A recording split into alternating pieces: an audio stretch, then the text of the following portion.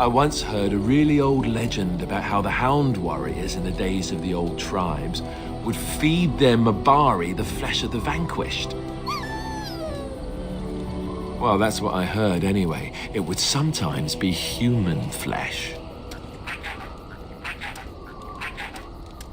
Oh, like you can tell the difference. For all you know, maybe you've already been fed something. Someone.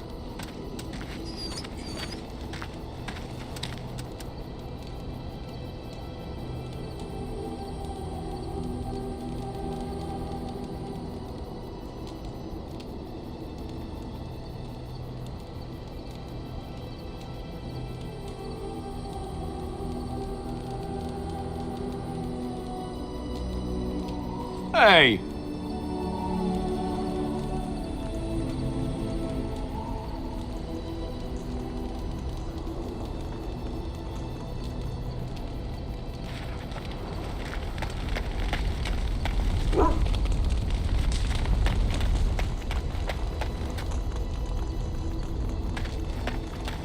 The Templars of the Chantry stand ready, Grey Warden.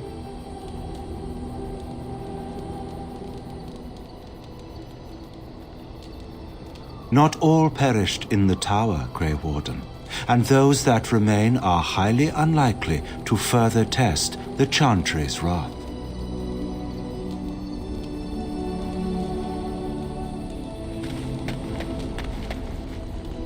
Oh, it's been a long day. Rest would be welcome.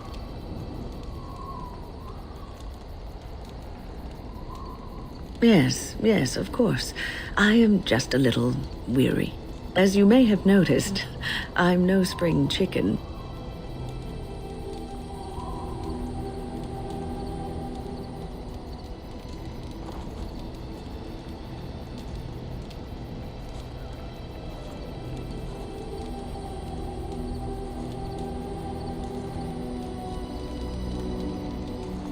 Thank you. You're very kind to say so. But in all honesty, I do not know how many years I have left in me. I have lived for such a long time, but there is always something else to do. And I have to keep going in order to do it. I think I will be glad when I am done.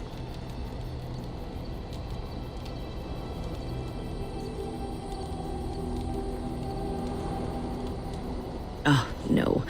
I'm not the sort of person that leaves things unfinished. I'll see this through, I promise.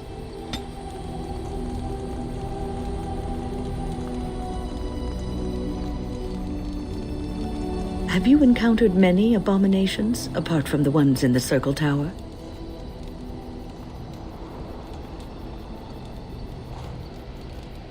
The first time I saw an abomination, my blood turned to ice. It was months before the nightmares stopped. It was the knowledge that I could easily become one of them that frightened me the most.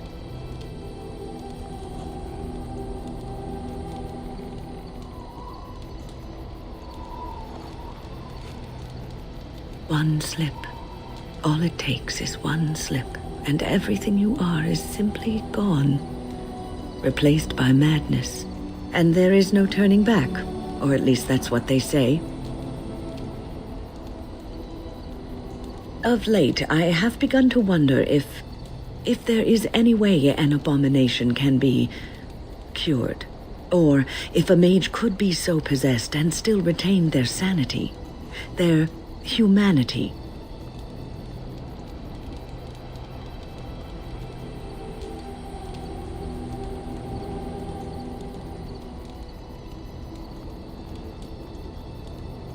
Yes, it is madness and cruelty that define abominations. If those are lacking, if the mage remembers the person they truly are, then they are not an abomination.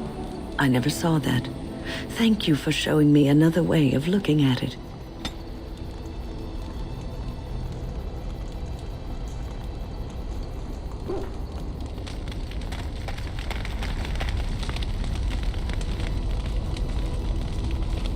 Something I can help with? Yes? What's on your mind? Where did you hear this?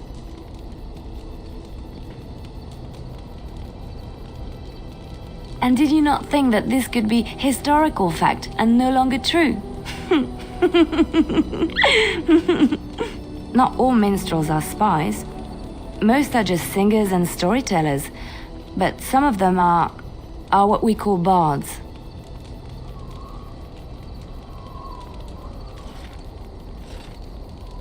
Many use the two words minstrel and bard interchangeably, but to do so in Orlais would cause misunderstanding. Bards are minstrels and more. Spies, as you say. Some say there is a bard order, but I don't think this is true. Many bards work alone or in small groups, doing the bidding of a patron who pays for their services. If there is an organization behind it all, no one knows who they are.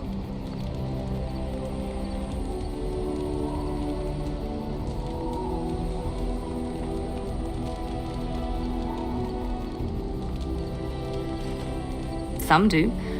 Mostly it is nobles spying on other nobles. In Orlais, there is much rivalry amongst the highborn. They fight over land, influence, and the favor of the empress. But they cannot do this openly because it is impolite, and in public, they wear smiling faces and pretend to be civil.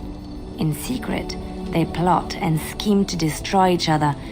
It is a game completely meaningless to anyone but its players.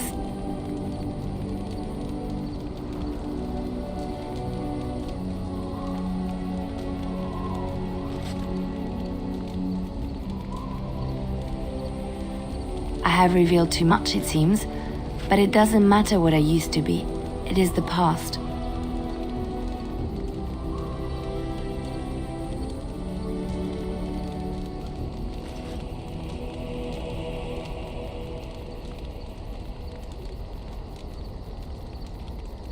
The excitement of the life wears off very quickly, I'm afraid. I found myself in Ferelden and sheltered from bad weather in the Chantry. And when the storm passed, I just did not want to leave. I like to see the Maker brought me here.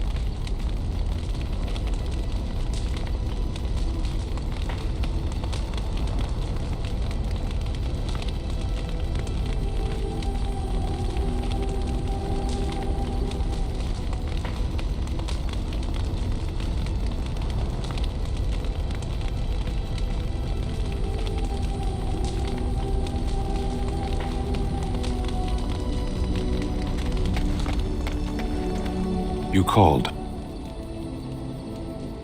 I caged myself. A weak mind is a deadly foe, as you are no doubt aware. That is complicated. I came to your lands with 7 of the Beresad, my brothers, to seek answers about the Blight. We made our way across the Ferelden countryside without incident, seeing nothing of the threat we were sent to observe. Until the night we camped by Lake Calenhad. They came from everywhere. The earth beneath our feet, the air above us. Our own shadows harbored the darkspawn. I saw the last of the creatures cut down, too late. I fell.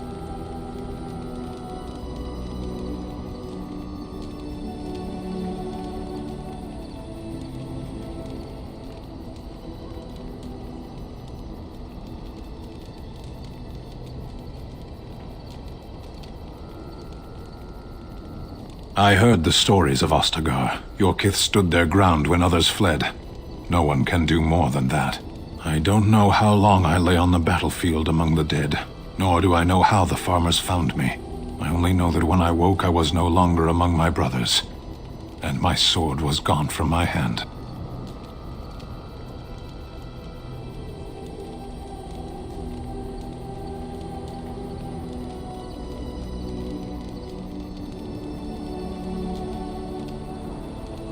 Perhaps. I searched for it, and when that failed I asked my rescuers what had become of it.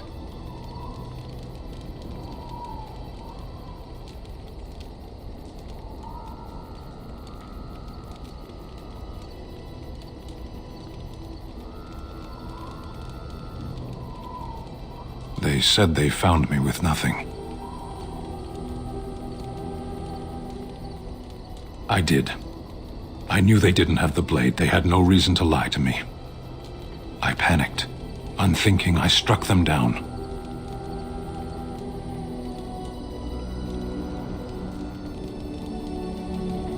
Do your people have no souls as we know them? Convenient for you. That sword was made for my hand alone. I have carried it from the day I was set into the Beresad. I was to die wielding it for my people. Even if I could cross Ferelden and Tevinter unarmed and alone to bring my report to the Arishok, I would be slain on sight by the Antam. They would know me as soulless, a deserter. No soldier would cast aside his blade while he drew breath.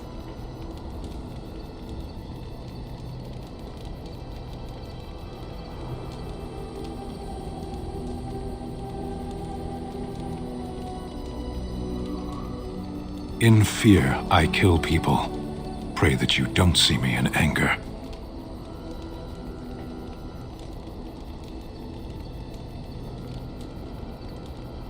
What would you have me do? It could be anywhere by now. Near Lake Callanhad. Perhaps those words are empty, but thank you all the same.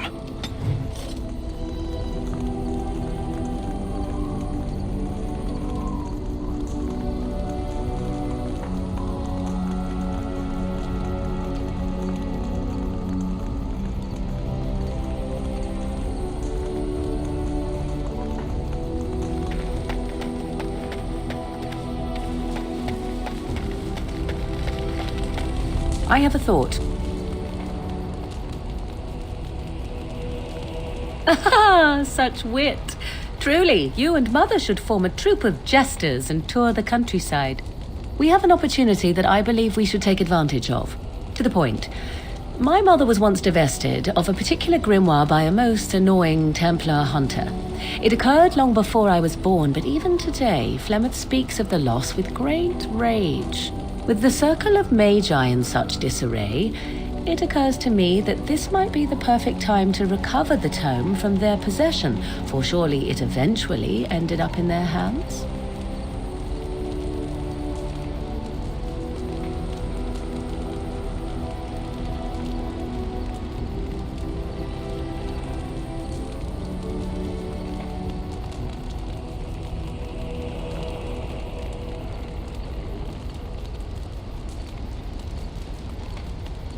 Flemeth is a sorceress of legend, is she not?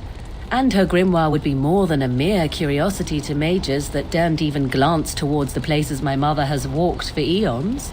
No doubt 'tis considered something dangerous, perhaps best locked away somewhere dark, yes?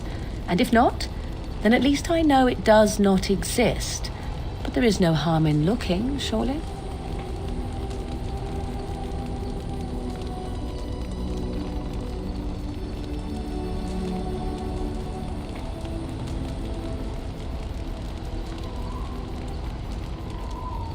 It did not occur to me when we were still in the Mage Tower. I wish it had. Truly, Mother has assumed for a long time that the tome was lost forever. I only remembered it now after thinking what treasures might be found in the Circle of Magi's Tower now in its condition.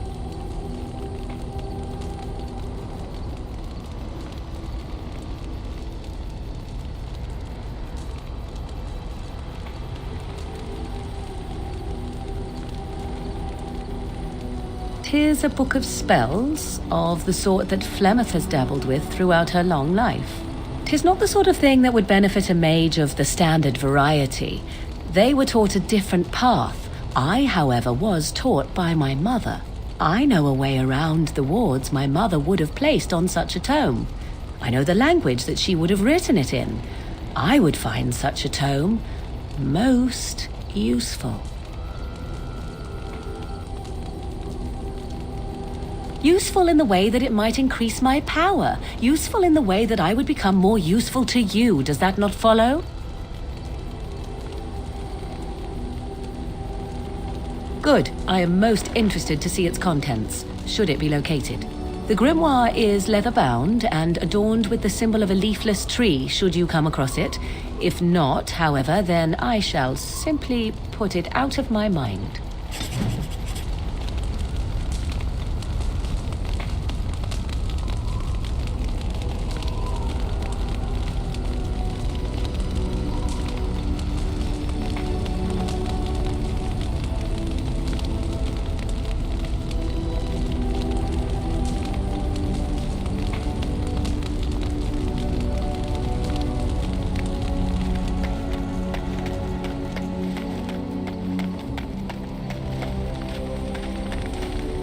Something on your mind?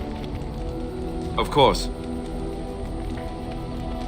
Oh, did I say that? I meant that dogs raised me. Giant slobbering dogs from the Anderfells. A whole pack of them, in fact.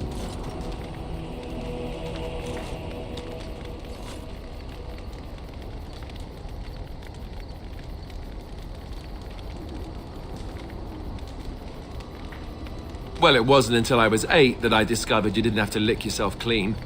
Old habits die hard, you know.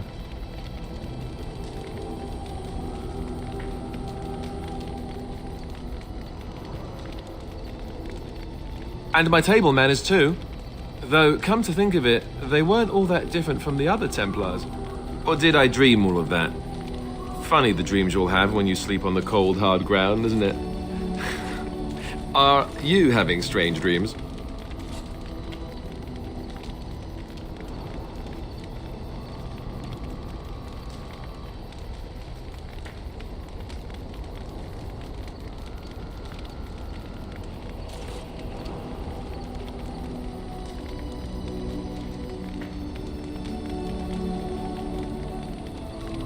You would do violence upon me? I am shocked and dismayed.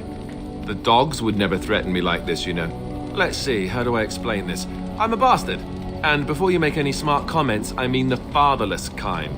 My mother was a serving girl in Redcliffe Castle who died when I was very young. Arleman wasn't my father, but he took me in anyhow and put a roof over my head. He was good to me, and he didn't have to be. I respect the man, and I don't blame him anymore for sending me off to the Chantry once I was old enough.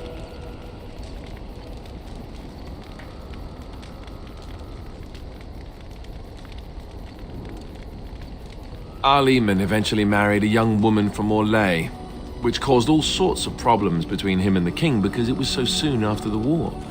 But he loved her. Anyhow, the new Arlessa resented the rumors which pegged me as his bastard. They weren't true, but of course they existed. The Arl didn't care, but she did. So off I was packed to the nearest monastery at age 10, just as well.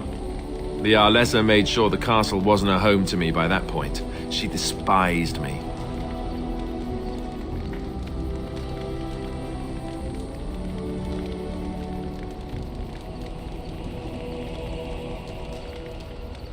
Probably. It was just a kindness he did to a woman who had served him anyway. I didn't sleep on silk sheets in the keep or anything. I remember I had an amulet with Andraste's holy symbol on it. The only thing I had of my mother's. I was so furious at being sent away, I tore it off and threw it at the wall and it shattered. Stupid, stupid thing to do. The Arl came by the monastery a few times to see how I was, but I was stubborn. I hated it there. And blamed him for everything. And eventually, he just stopped coming.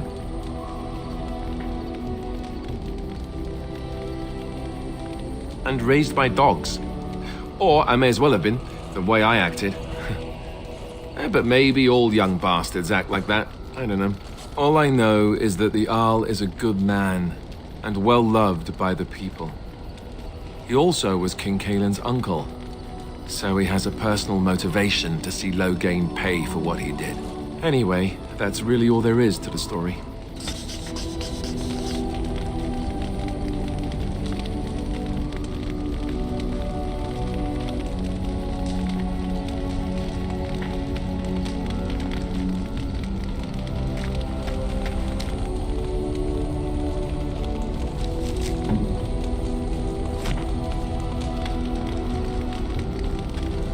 Something on your mind?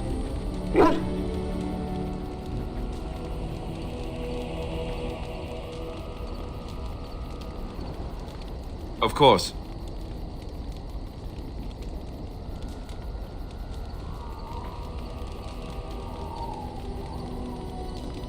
Have you seen the uniform? It's not only stylish, but well made. I'm a sucker for good tailoring.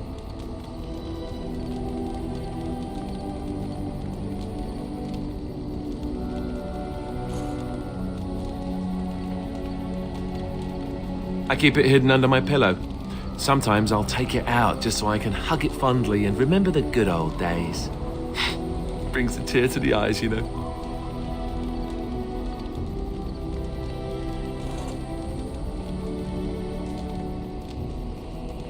Oh, you know, between all the guilt and the hours spent in solemn prayer, any good Templar or priest is just bursting to tell a few good jokes when the opportunity arises. You don't really want to know about my being a Templar, do you? It's really quite boring.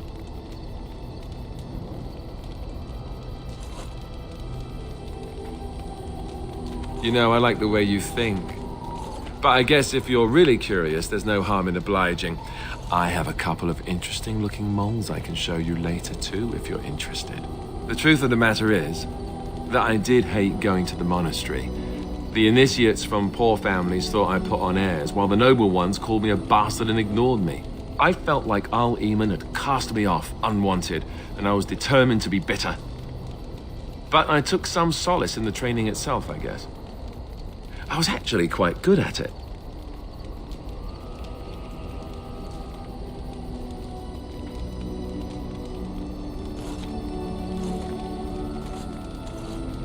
Using the abilities I have came after years of education and discipline that was difficult to achieve, if rewarding. The sword training and religious doctrine all came later. I never really felt at home anywhere, though, until I joined the Grey Wardens. And Duncan felt my Templar abilities might be useful for when we encountered Darkspawn magic, so I kept it up. What about you? Do you have anywhere you consider home?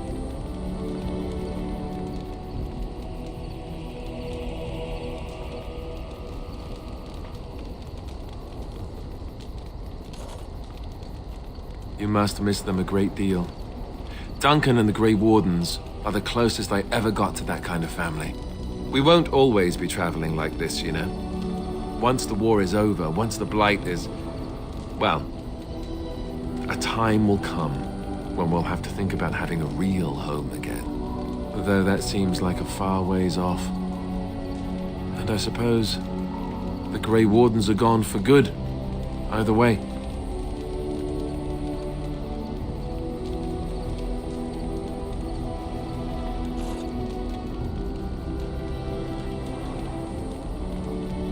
I suppose you're right. We can create new Grey Wardens, but we'll never get back those we lost. I wonder if it would ever feel the same. Anyhow, now I've sidetracked us. We'd better get back to what we're supposed to be doing right now.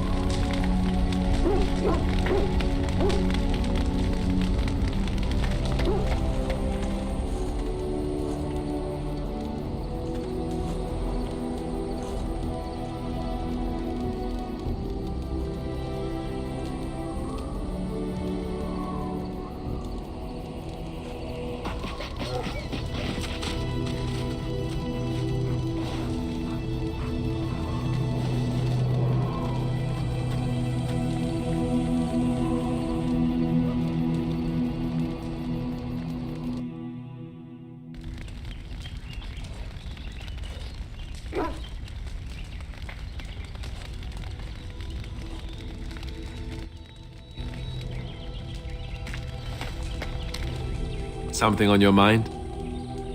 Of course. You mean other than becoming a Grey Warden?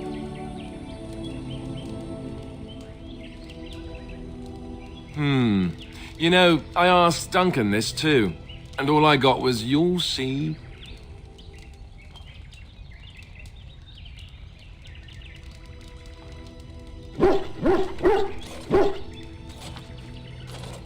I can think of much better lines for you.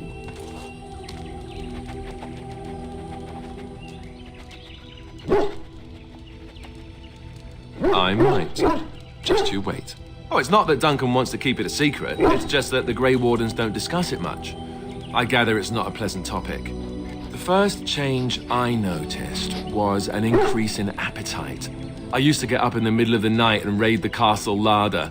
I thought I was starving. I'd slurp down every dinner like it was my last. My face all covered in gravy. When I'd look up, the other Grey Wardens would stare, then laugh themselves to tears.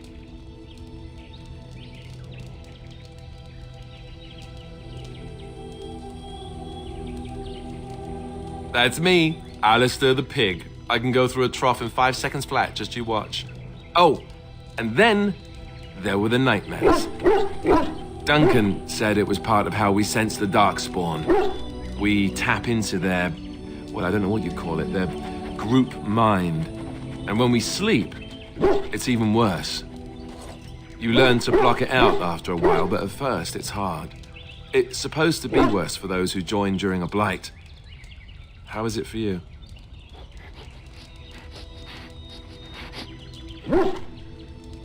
Some people never have much trouble, but that's rare. Others have trouble sleeping their entire life. They're just more sensitive, I suppose. Everyone ends up the same, though. Once you reach a certain age, the real nightmares come. That's how a Grey Warden knows his time has come.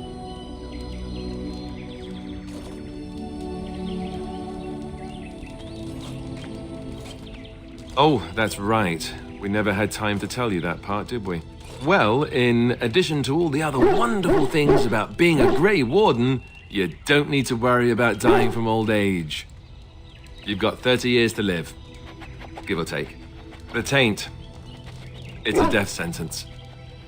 Ultimately, your body won't be able to take it. When the time comes, most Grey Wardens go to Orzammar and die in battle rather than waiting. It's tradition.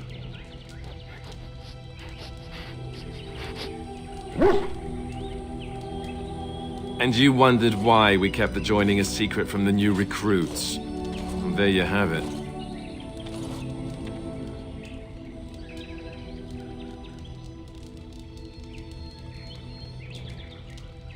I suppose it is. We're the only ones who can stop the Blight, however. Is there a price too high to pay for that? You know, Duncan, he started having the nightmares again. He told me that in private. He said it wouldn't be long before he'd go to Orzammar himself. I guess he got what he wanted. I just wish it had been something worthy of him.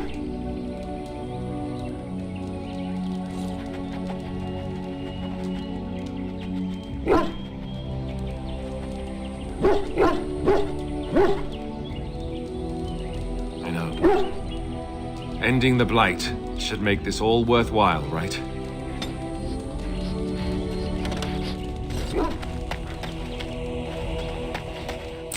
Look at what your fool dog placed in my pack. A putrid, half-eaten hare is not something a woman wants to find in her unmentionables.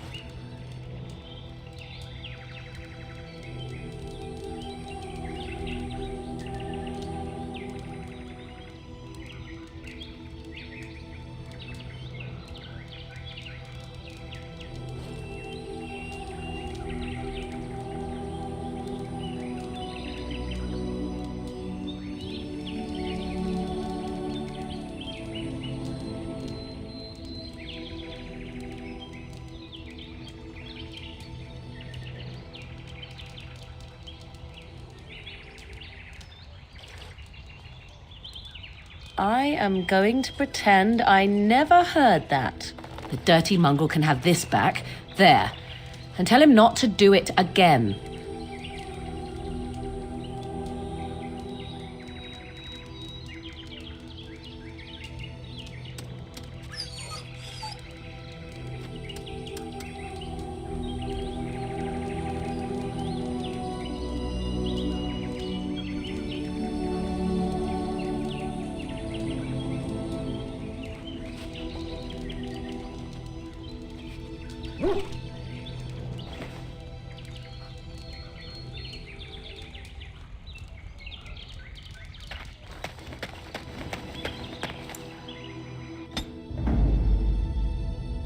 Yes.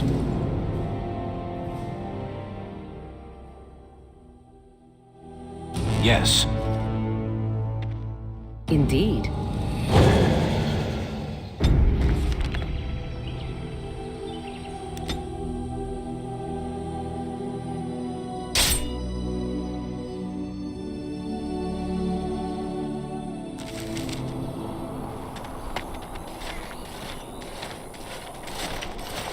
Oh, thank the Maker. We need help. They attacked the wagon. Please help us. Follow me. I'll take you to them.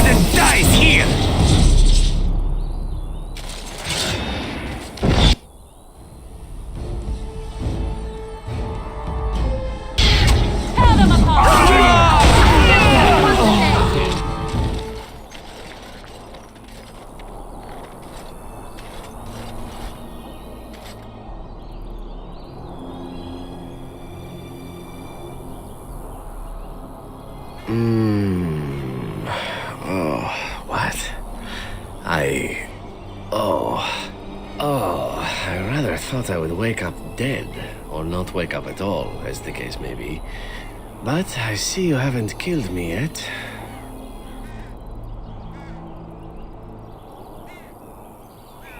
Oh, so you kept me around to have a bit of fun, did you? But the purpose behind torture is usually to interrogate, yes? In that case, despite the potential for fun, perhaps I'll save you a bit of time and get right to the point. My name is Zevran. Zev to my friends. I am a member of the Antivan Crows, brought here for the sole purpose of slaying any surviving Grey Wardens, which I have failed at, sadly.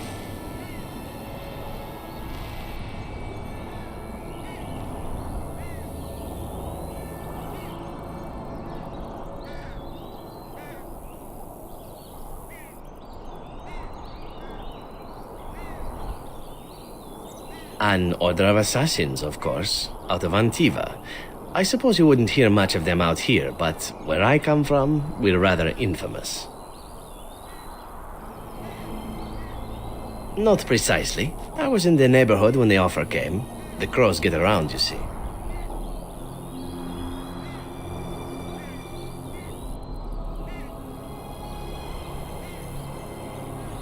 A rather taciturn fellow in the capital. Logain, I think his name was. Yes, that's it.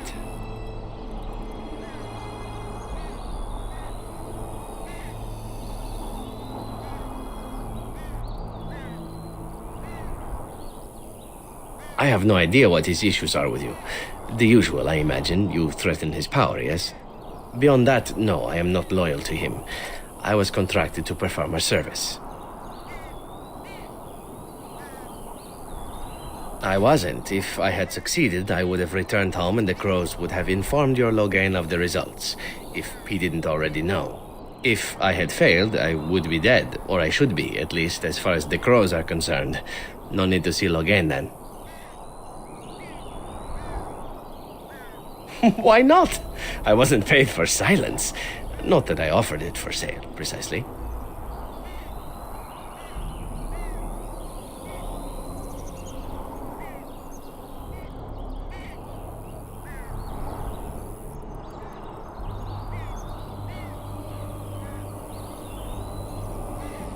Oh, very true.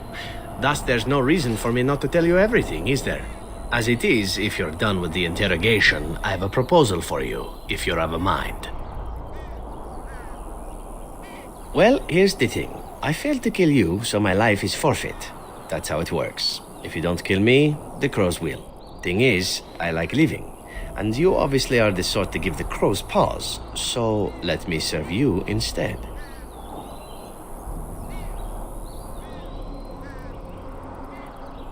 To be completely honest, I was never given much of a choice regarding joining the Crows.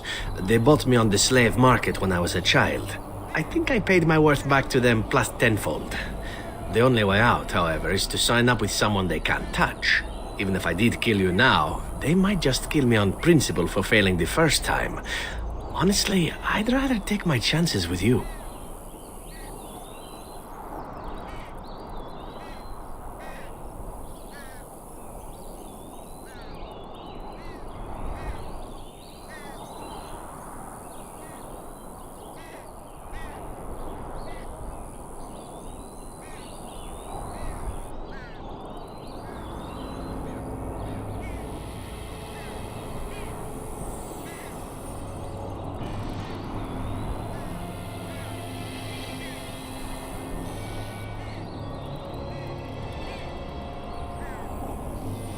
Possibly. I happen to know their wily ways, however. I can protect myself as well as you. Not that you seem to need much help. And if not, well, it's not as if I had many alternatives to start with, is it?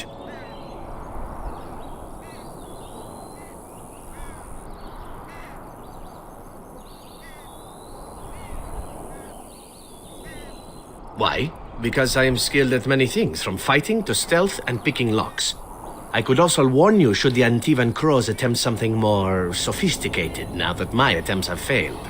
I could also stand around and look pretty if you prefer. Warm your bed. Fend off unwanted suitors, no?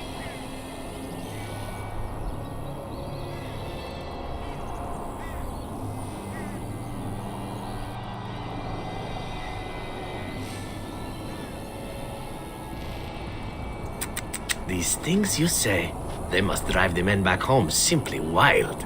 So what shall it be? I'll even shine armor. You won't find a better deal, I promise. I think you're royally tough to kill, and utterly gorgeous. And not that I think you'll respond to simple flattery, but there are worse things in life than serving the whims of a deadly sex goddess.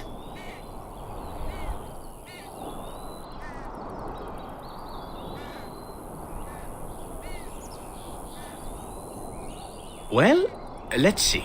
Being allowed to live would be nice, and would make me marginally more useful to you. And somewhere down the line, if you should decide that you no longer have need of me, then I go on my way. Until then, I am yours. Is that fair? I happen to be a very loyal person. Up until the point where someone expects me to die for failing. That's not a fault, really, is it? I mean, unless you're the sort who would do the same thing. In which case, I don't come very well recommended, I suppose. What? You're taking the assassin with us now? Does that really seem like a good idea?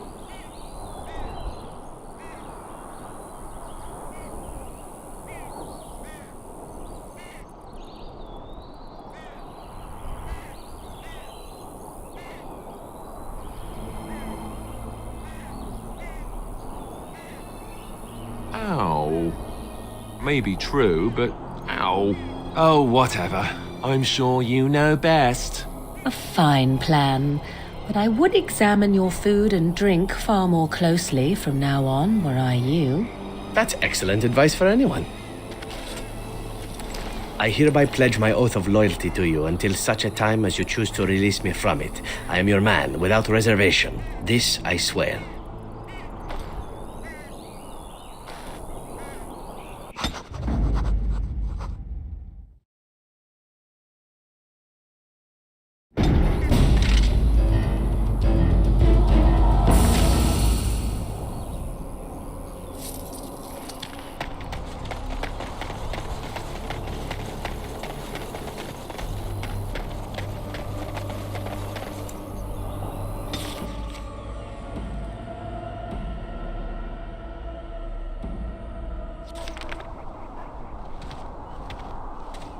Look, can we talk for a moment?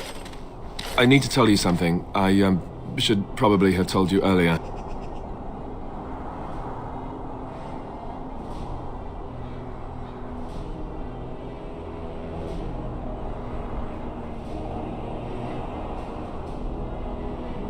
I told you before how Al Eamon raised me, right? That my mother was a serving girl at the castle and he took me in? The reason he did that was because, well, because my father was King Marek, which made Kaelin my half-brother, I suppose.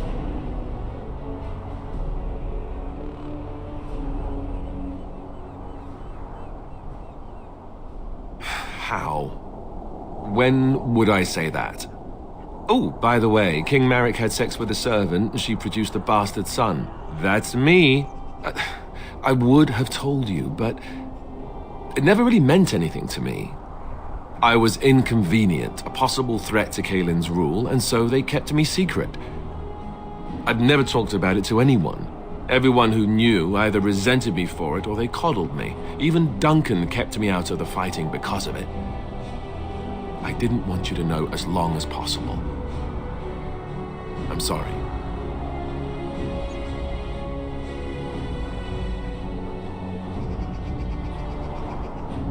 You're right, I should have. It's brought me nothing but problems, to be honest. At any rate, that's it. That's what I had to tell you. I thought you should know about it.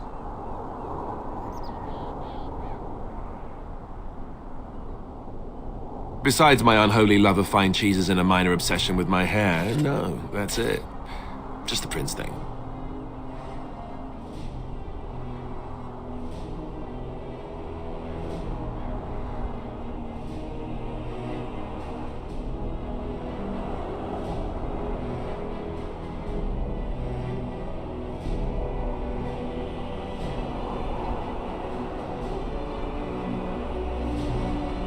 Did I just find the one damn decent thing about my birthright? I think I did. I have no illusions about my status, however. It's always been made very clear that I'm a commoner, and now a Grey Warden, and in no way in line for the throne. And that's fine by me. No, if there's an heir to be found, it's Arl Eamon himself. He's not of royal blood, but he is Kaelin's uncle, and more importantly, very popular with the people. Though, if he's really as sick as we've heard... Oh no, I don't want to think about that. I really don't. So there you have it. Now can we move on? And I'll just pretend you still think I'm some nobody who was too lucky to die with the rest of the Grey Wardens.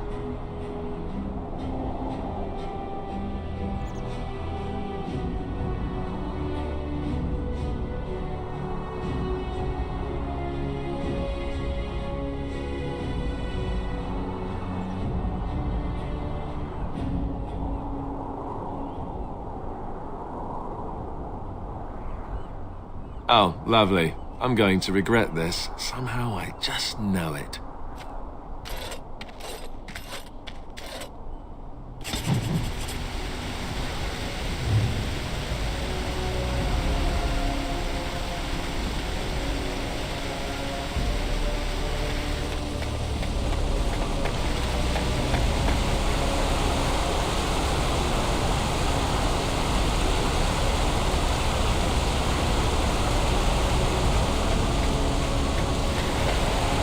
I thought I saw travelers coming down the road, though I scarcely believed it. Have you come to help us?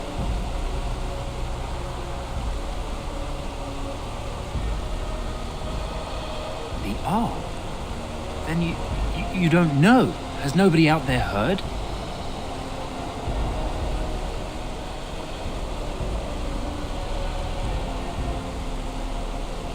He could be dead for all we know. Nobody's heard from the castle in days. We're under attack. Monsters come out of the castle every night and attack us until dawn. Everyone's been fighting and dying. Apparently everyone seems to agree that a blight is the perfect time to start killing each other. Marvelous, really. We've no army to defend us. No Arl and no king to send us help. So many are dead. And those left are terrified they're next. Hold on, what is this evil that's attacking you? I don't rightly know. I'm sorry, nobody does. I should take you to Ban Tegan. He's all that's holding us together. He'll want to see you. Ban Tegan, Arl Eamon's brother. He's here. Yes. It's not far, if you'll come with me.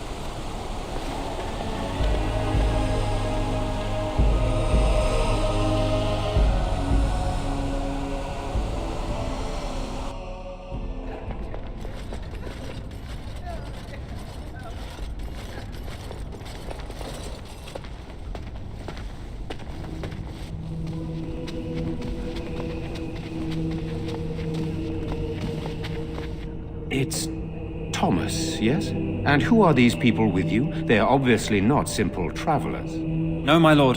They just arrived, and I thought you would want to see them. Well done, Thomas.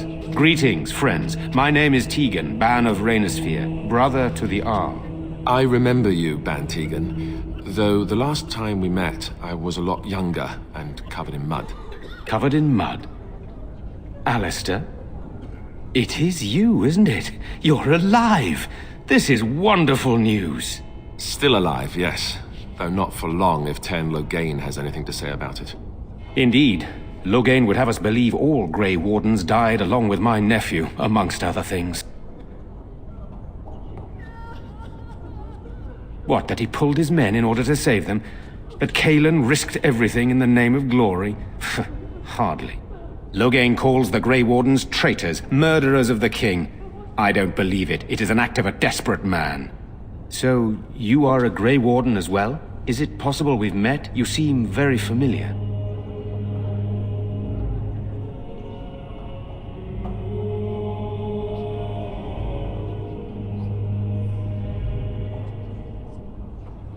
Ah, yes, that's it, exactly. A pleasure to meet you indeed, though I wish it were under better circumstances.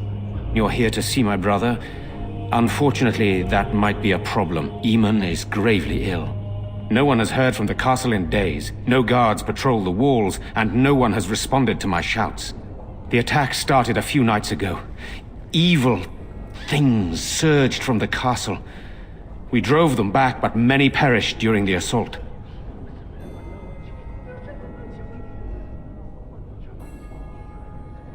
Because each night they return, their ranks bolstered with our recently dead, and we are desperate for help. It seems there is no end to the demands upon your time. Let us seek your allies elsewhere. With Cailan dead and Loghain starting a war over the throne, no one responds to my urgent calls for help. I have a feeling tonight's assault will be the worst yet. Alistair, I hate to ask, but I desperately need the help of you and your friends. It isn't just up to me. Though the Grey Wardens don't stand much chance against Loghain without Arl Eamon.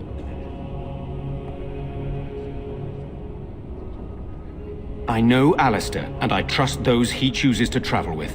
What do you say?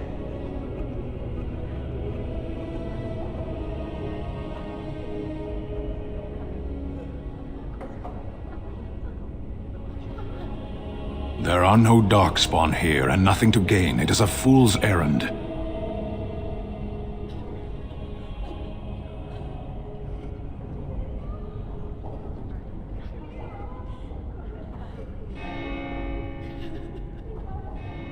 Leave. Leave? And what about our plan to get Arl Eamon's help? The plan was never to come and defend this village.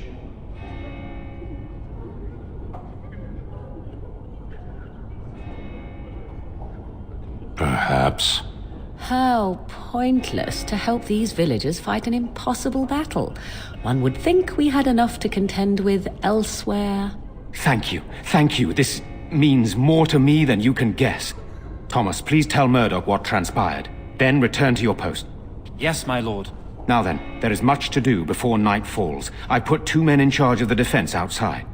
Murdoch, the village mayor, is outside the chantry. Sir Perth, one of Eamon's knights, is just up the cliff at the windmill, watching the castle. You may discuss with them the preparations for the coming battle.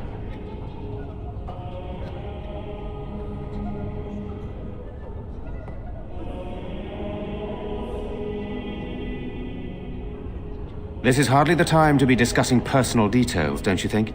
We will have to fight for our lives very shortly.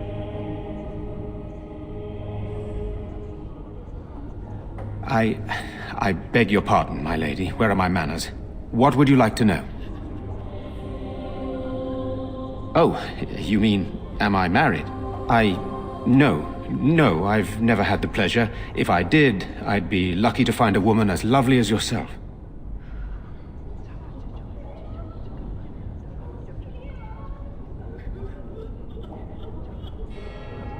If I may be so bold, what of you, my lady? Are you married?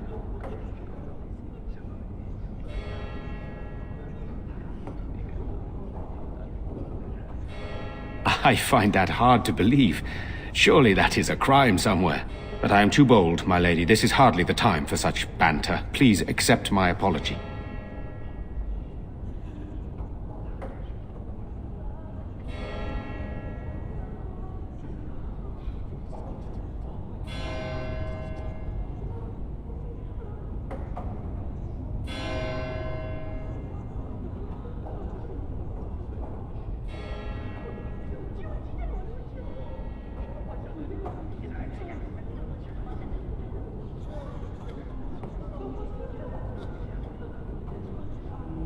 You're too kind, my lady.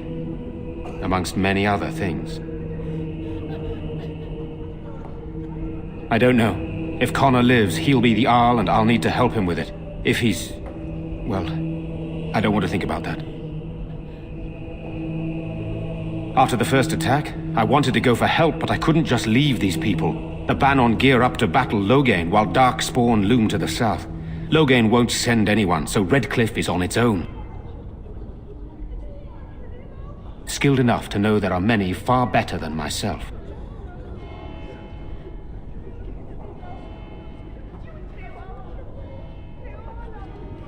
Good, then my secrets are still safe. I was worried for a moment there.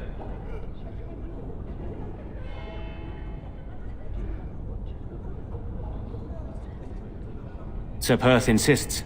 He wants me to be with the villagers, so everyone he needs to protect is in one place. I don't mind, to be honest. The point of all this is to protect the villagers, and I can do that best here. This is the last line of defense, should things go amiss.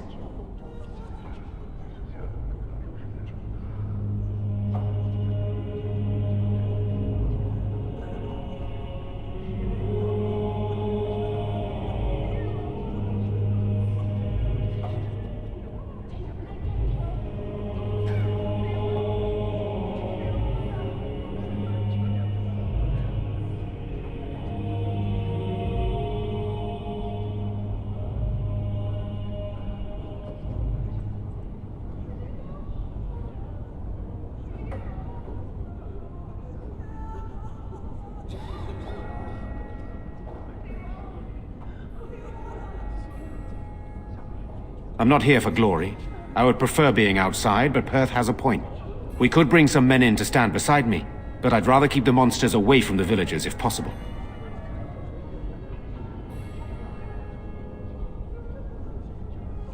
I have those few who returned from their quest. You know of this, yes? Yes, I question Isolde's decision to send so many knights in search of this relic. But I am a practical man, whereas she is a woman of great faith. Sir Perth was one of the knights sent on this quest. Perhaps you should speak to him if you wish to learn more.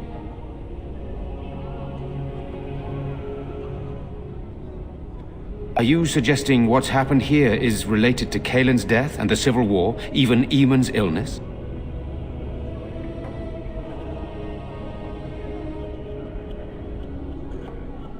I really haven't given it a lot of thought, to be honest. It's been a struggle just to survive. But it could be involved with the throne, yes.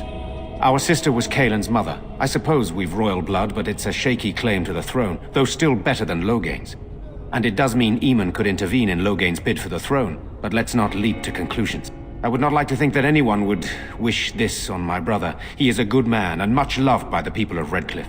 And I can't imagine how terrible it must be for our lesser Isolde, and especially Connor. I would not want him to lose his father at such a young age.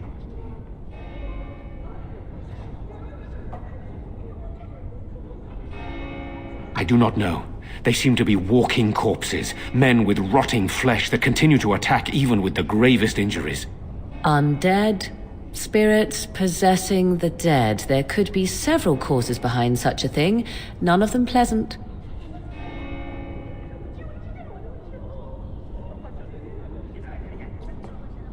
Hopefully we can find the source and stop it before it causes any more damage. With luck, we'll also find Eamon and be able to help him.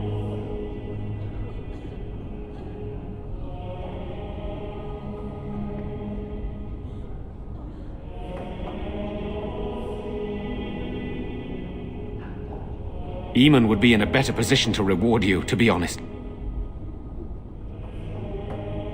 Very well. Luck be with you, my friend.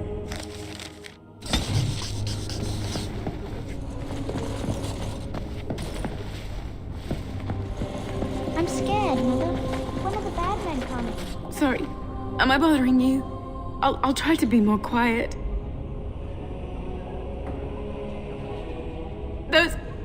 Those things dragged my mother away. I don't know what happened to her, but I hear her screaming all the time. Everywhere. And now my brother Bevan, he ran off. I don't know where he is. I'm so scared they got him too. He said something about saving Mother. He's just a little boy. He doesn't understand she's gone. If he has foolishly run off, then he is no doubt dead. You should get used to that fact. Nice. Maybe you want to kick her in the head while you're at it. Shall we comfort her with lies? If she is to face death, better she face it honestly. I hope he didn't try to go to the castle. Oh, that would be awful.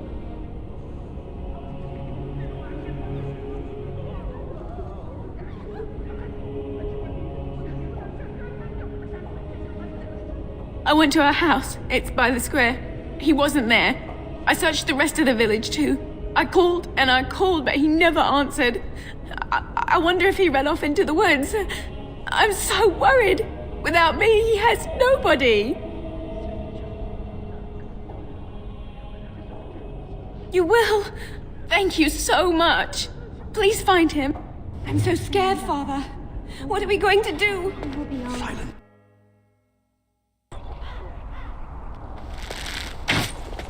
You know, we don't have the men we need. And their numbers just keep growing each night. Tell them to maintain... So you're the Grey Warden, are you? I didn't think they made women Grey Wardens.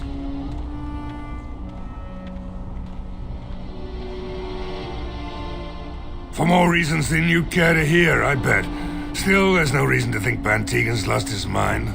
We aren't gonna turn aside anyone who wants to help, though. Don't take me for being an ingrate or nothing. Well, we do want to help however we can. You can trust us. Name's Murdoch, mayor of what's left of the village, providing we aren't all killed and hauled off to the castle tonight.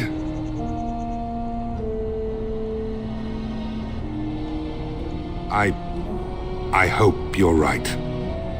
I've been trying to hold us together, but it isn't easy. Anyhow, you're here, and they tell me you're in charge.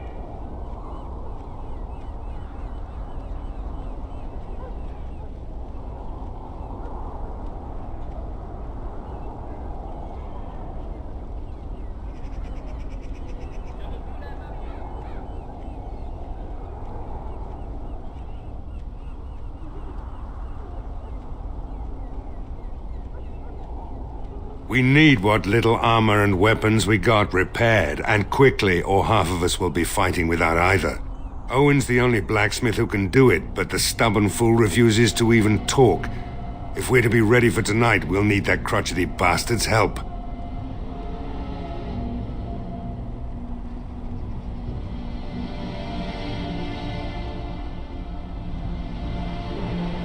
His daughter, Valena, is one of the Alessa's maids, so he hasn't heard from her since this whole business started. He demanded we attack the castle, break down the gate, and force our way in. I said it was impossible, but he wouldn't listen. He's locked himself in the smithy now. I can't force him to do repairs. He said he'd rather die first.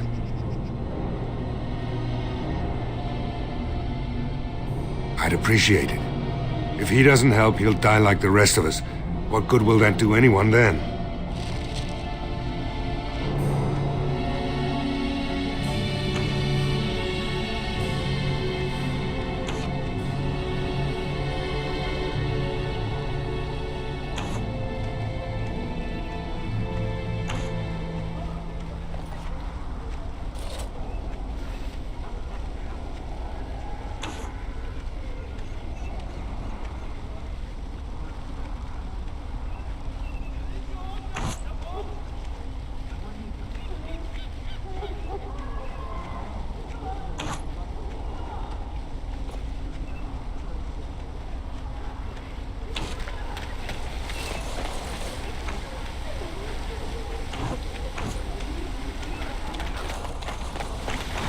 Go away.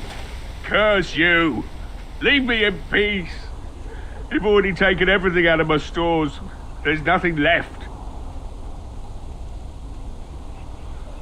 Huh? Who is that? What do you want? I've been through enough.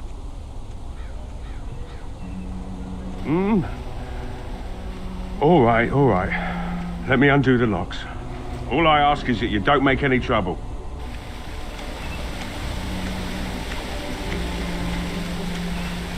Very well. Somebody's been drinking. So I let you in. You wanted to talk. Now we're talking. Mind telling me who you are?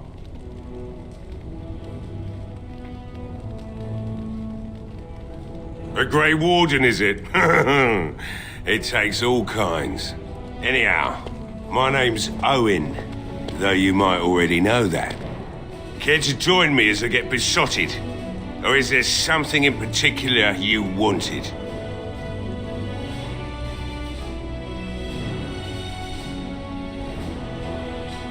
Look around. The militia took everything they could use. I could start up the forge again, but I won't, since Murdoch won't listen to me. If you mean you want me to smith something for you, then no. But feel free to take whatever's left. Don't suppose it matters much anymore.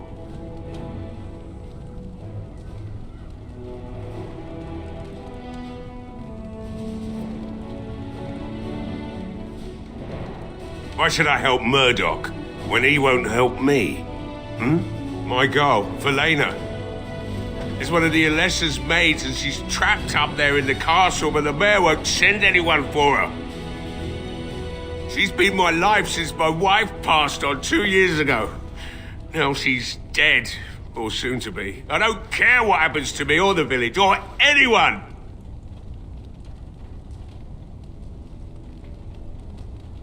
You say I'm crazy? I'd say my daughter's all I've got to live for. Murdoch and the village don't matter. None to me. Tell you what, if you want me to do repairs for Murdoch and his men, promise me you'll go into the castle and find my daughter.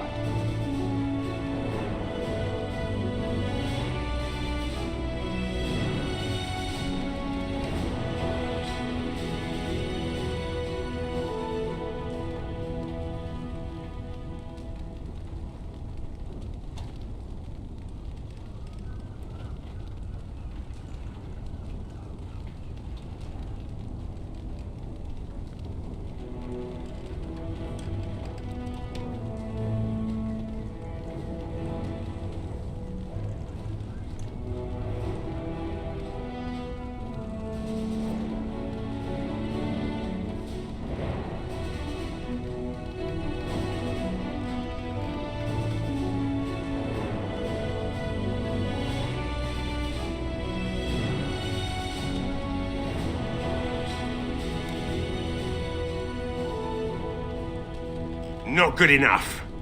Murdoch said the same damn thing, and I didn't believe him either. You were asking a great deal, you wretched little man. I want a promise. Promise me that you'll look for her. That you'll bring her back to me if you can. Nothing besides your conscience. You got one of them.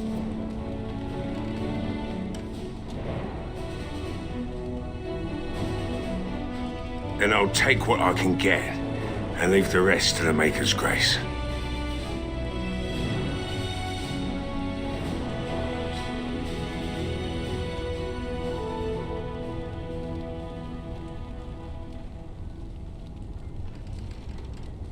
I'll accept that. It's something to hope for, at least. Oh, lovely. Shall we next begin rescuing kittens from trees? Is this a promise we will not keep? Let's hope not. What's this? I said nothing to you, human. Right then. It seems I have some work to do relighting the forge, and I suppose I'll have to find some iron. Maybe at the mill. Oh, Murdoch just better send his men here as soon as possible if I'm gonna get to all these repairs and get them done by nightfall. If you need anything done, well, just let me know. I've got a lot to do now, so you'll have to excuse me.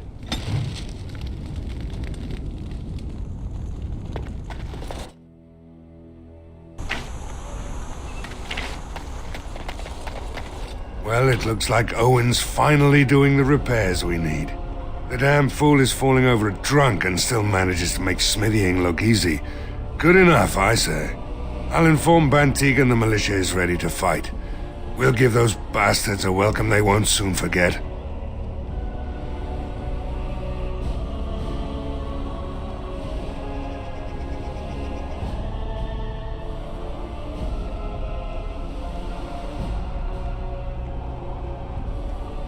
I hope you're right. We may just be village folk, but we're going to fight like there's no tomorrow.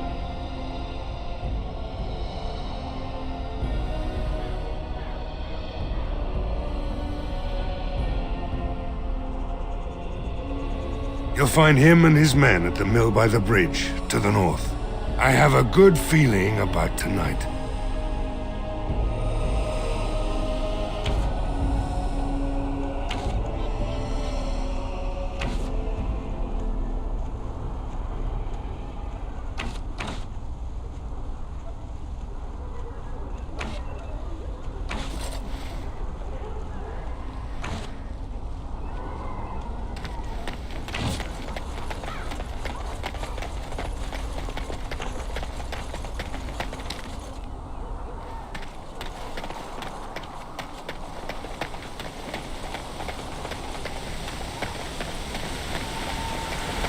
There's one thing I do not understand, Alistair. Just the one thing. About you, perhaps. Why the deception over your parentage? I'd figure you'd be the sort who knows all about deception. I do. And what use the deception might have had ended when King Cailan perished, did it not? Maybe. I guess I was sort of hoping that would go away. The truth does not go away. I didn't say it was a good plan.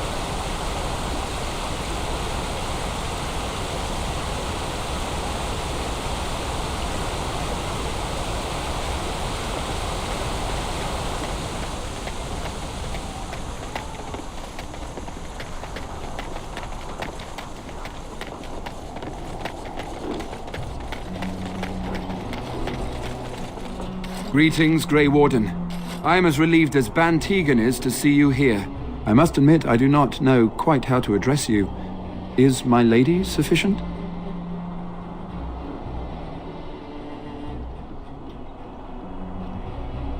Very well then, my lady. I am humbly at your service.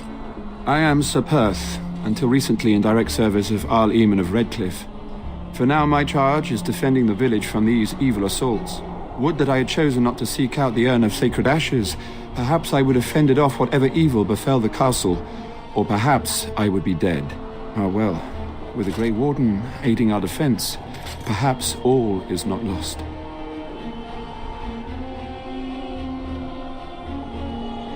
When the Isle fell sick, we were at a loss. Nothing worked to cure him, and he just kept getting worse. Finally, our lesser Isolde came up with a plan. The Urn of Sacred Ashes is a legendary artifact said to hold great healing powers. If found, it might save him. They say the followers of Andraste smuggled her ashes out of Tevinter and hid them in Ferelden. The urn's never been heard of since. We knights volunteered to seek it out. Few of us have returned. Many are still out there, unaware of what is happening here.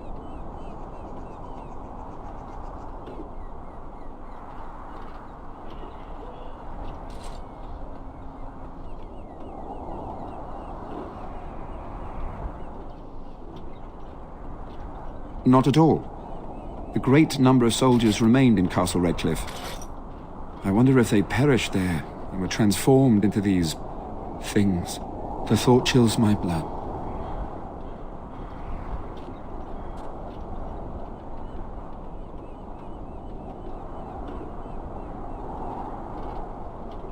Eventually, perhaps. The ones I have here were those near enough to recall within the last few days.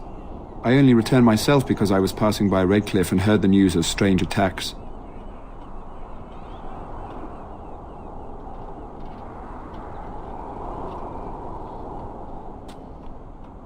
The Jarl once employed a scholar, Brother Genetivi. He had proof the urn was in Ferelden, or so I was told.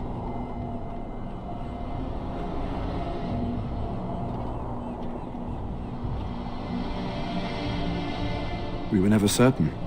He thirsted for water and then grew weaker and weaker. We brought in a mage, but even that did nothing. The Alessa believed he was cursed and that we needed the power of Andraste herself, or he would surely perish.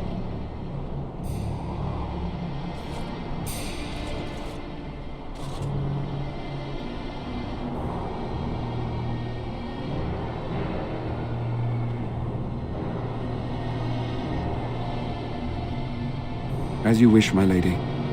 Make her watch over you. What is it you need? We have sufficient armor and weapons, but my knights are too few to stand against the monsters without assistance. Perhaps you could approach Mother Hannah in the Chantry for some holy protection against these evil creatures. Otherwise, I do not know what else you could provide beyond your own talents. We're as prepared for the onslaught as we could possibly be, all things considered.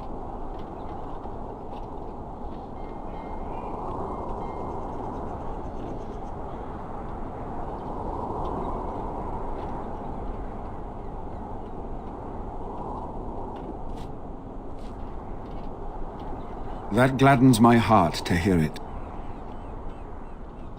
As you wish.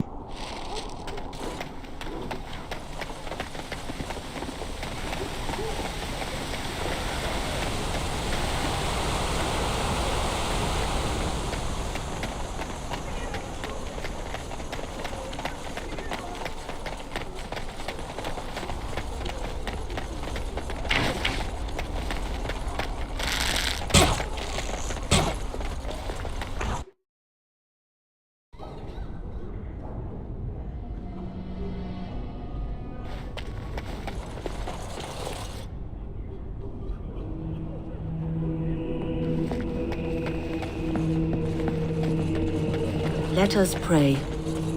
Blessed art thou who exists in the Maker's sight. Blessed art thou who seeks his forgiveness. Blessed art thou who seeks his return. Blessed is the prophetess, his daughter, sacrificed to the holy flame. May the chant reach the Maker's ears and tell him of our contrition. You are a stranger amongst us, yet you still agree to defend our village in its darkest hour. We are most grateful to you. Not many in these modern days would honestly say the same. You are a woman of worth, and the Maker will smile upon you. Allow me to introduce myself. I am revered Mother Hannah, head of this chantry, which for the moment is a place of refuge for these poor villagers. They are terrified of tonight's attack, and I fear these walls will not keep them safe. What can I do to help with your task?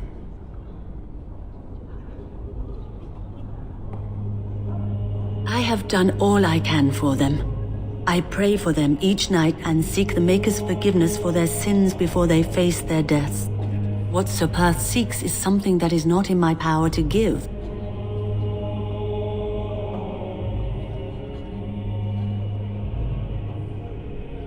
I can pray with them and give them my blessing, but Sir Perth wants me to call upon the Maker to shield them from evil.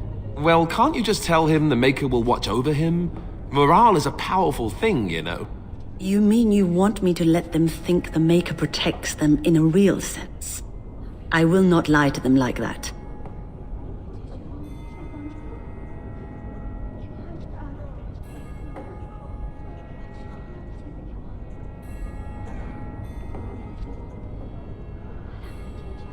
I suppose their belief in the Maker's power could inspire them, but it just seems like trickery.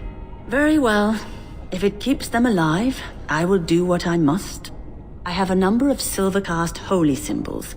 Tell Sir Perth that he can have them, and that wearing them will confer the Maker's protection.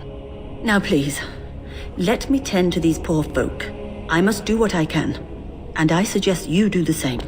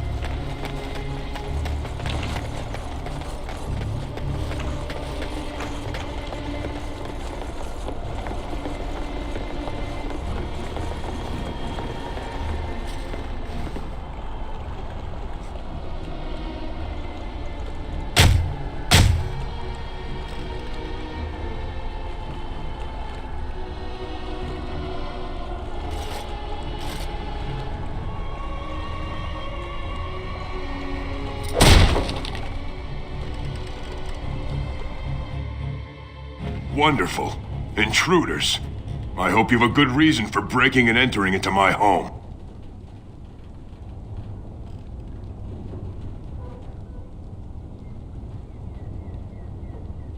You broke into my house for that?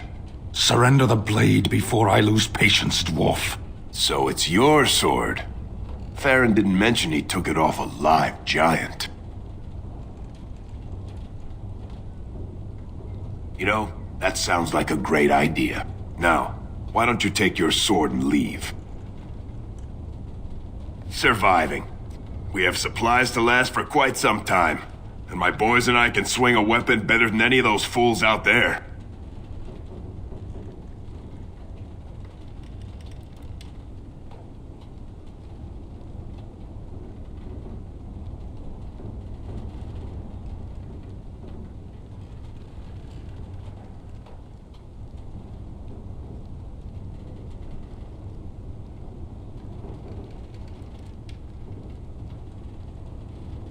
Thanks. But I'll take my chances in here. Everyone else can run around in the open waiting to die.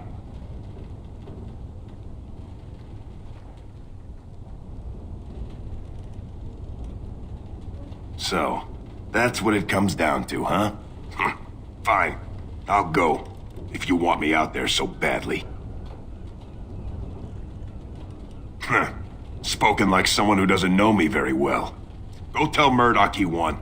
And I better see you out there in the square when those creatures come.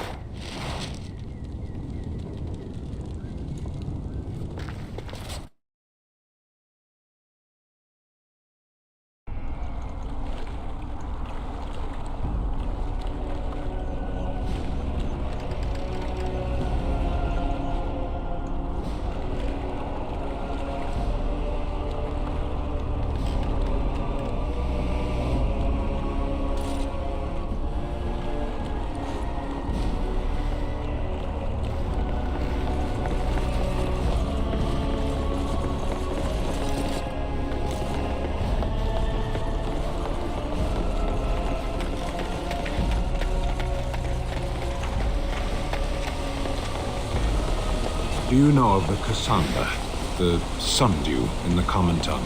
I do not believe so. No. You are so alike, I thought you kindred. What is that supposed to mean? What is the sundew? A flower. Oh? I am a flower, am I? How unexpected. That entraps and devours insects. Ah, now that I expected.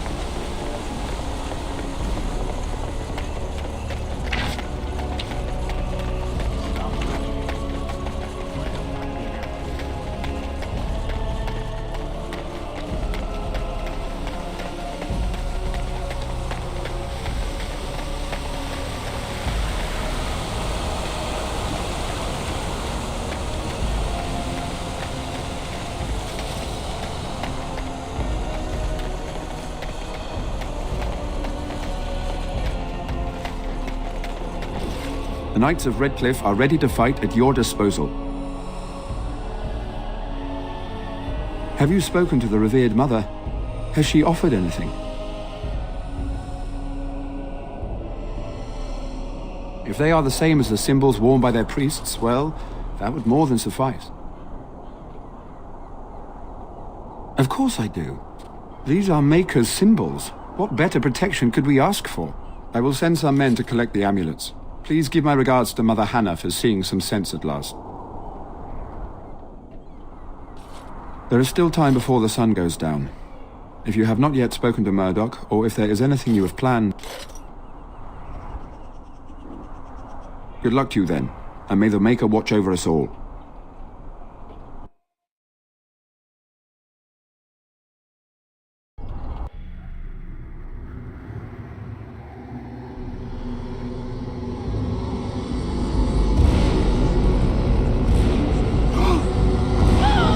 They're coming!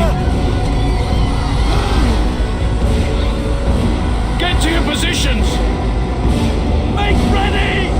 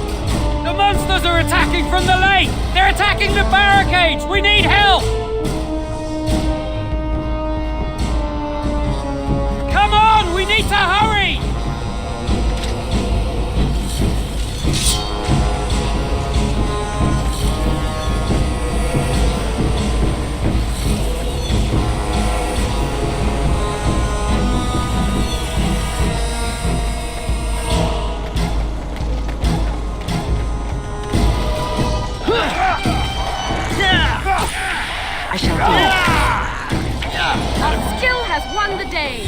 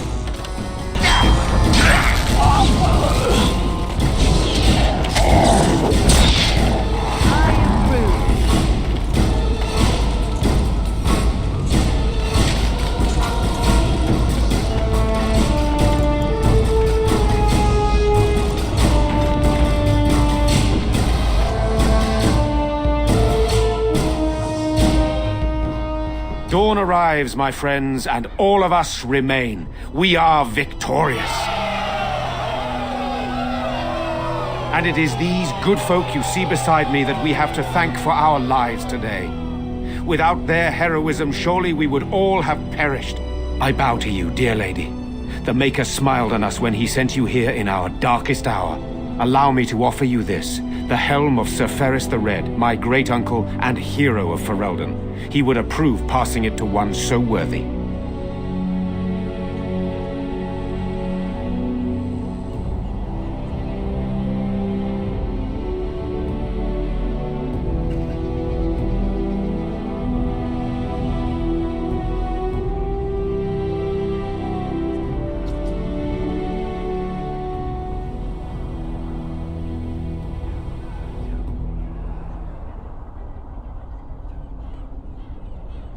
Take it then, and use it in good health. Let us bow our heads and give honor to those who gave their lives in defense of Redcliffe. Now they walk with He who is their Maker. Long may they know the peace of His love.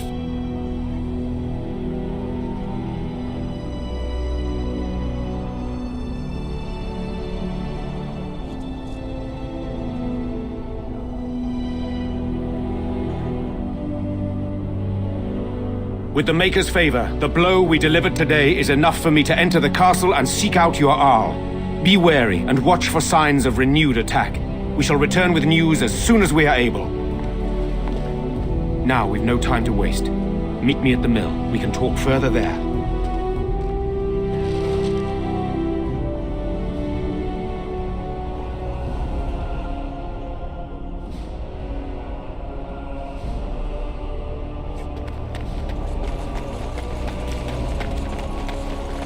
I'm still amazed we made it through the night in one piece and won. They'll be telling stories about this for years, I bet. Fighting's not over. We still have Darkspawn to battle, and if the Arl sends out the call, I'll be there for him. No offense, but I've lived under the Arl my whole life. I'll fight when he calls me, or when I absolutely need to, and that's it. If you'll excuse me, I think I'll offer the Maker a bit of thanks for not choosing to be a wrathful god today. Good luck to you.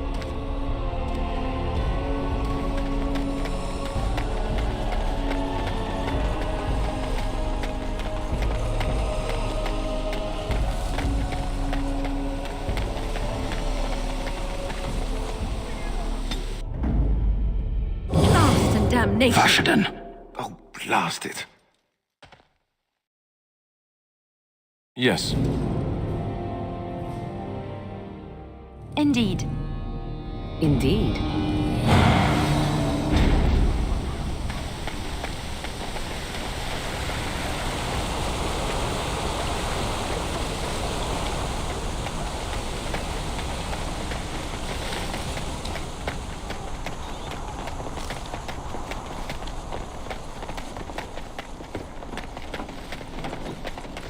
We have been victorious beyond all expectations. Surely the Maker smiled upon us this day. I will remain here to guard the village and receive any fellow knights as they continue to return. At least until the castle is retaken.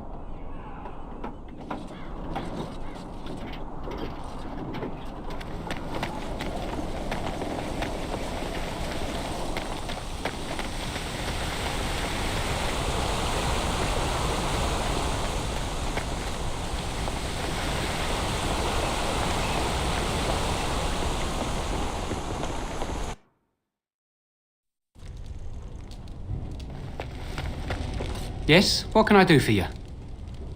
Very well.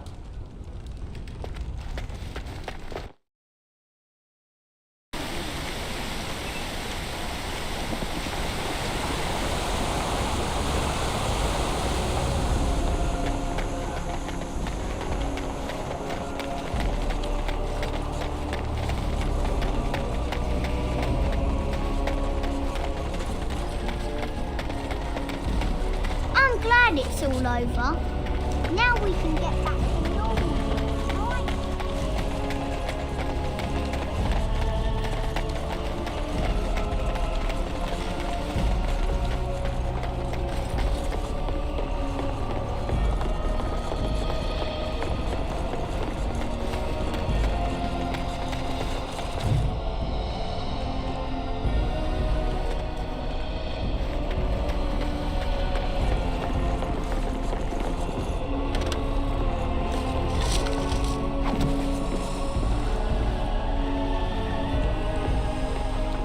You're the Grey Warden, aren't you?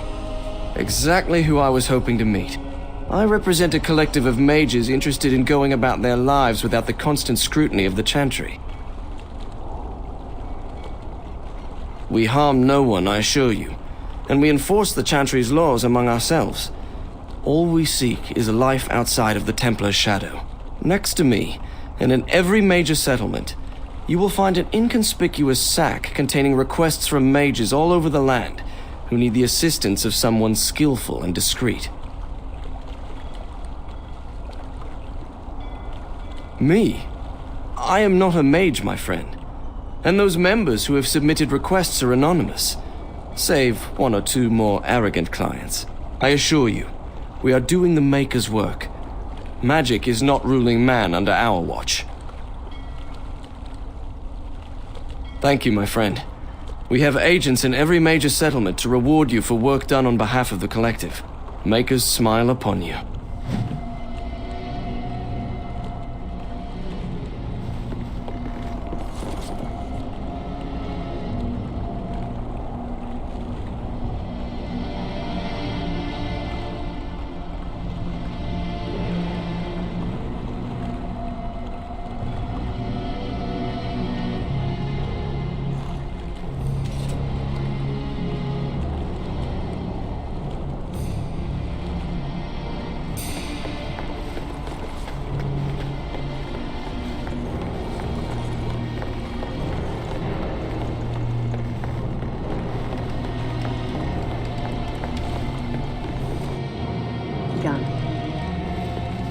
Phew, some fight.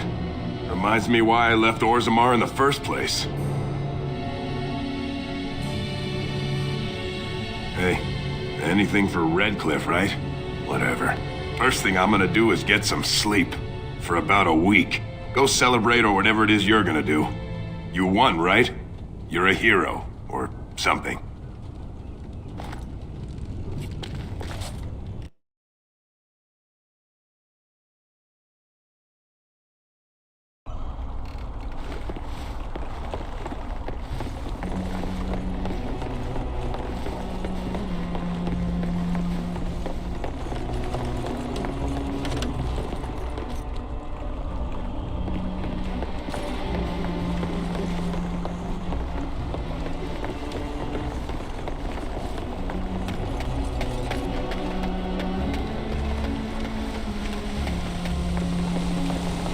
I do wonder, is it permissible for two Grey Wardens to... oh, what is the word I search for? Caboodle? Fraternize. What's wrong with fraternizing? It seems most undisciplined for an organization that claims it will do whatever is necessary to end the Darkspawn threat. One thing has nothing to do with the other. Oh no? And what if a Grey Warden was forced to choose between the Warden he loved and ending the Blight? What should his choice be? That is a ridiculous question. And I have my answer. Most kind of you.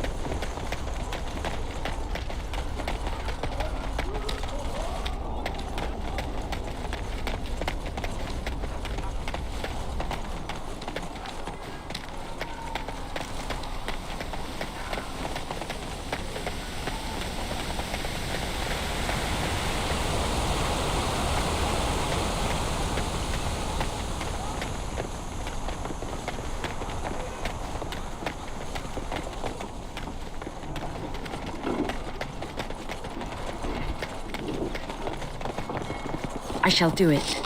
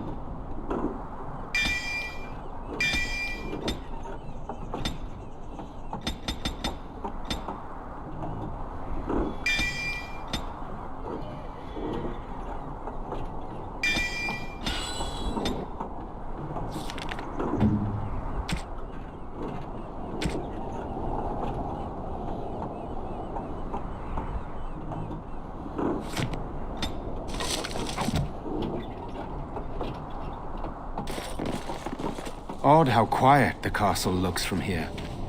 You would think there was nobody inside at all. But I shouldn't delay things further. I had a plan. To enter the castle after the village was secure.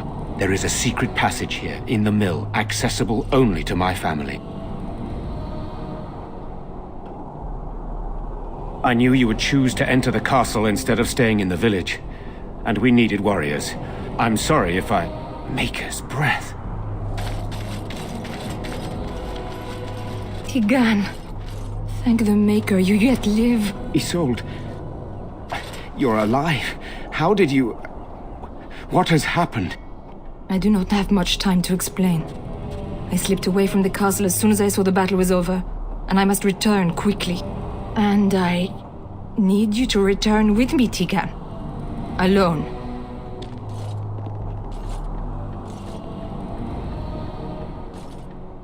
What? Who is this woman, Tigan? You remember me, Lady Isolde, don't you? Alistair. Of all the... Why are you here?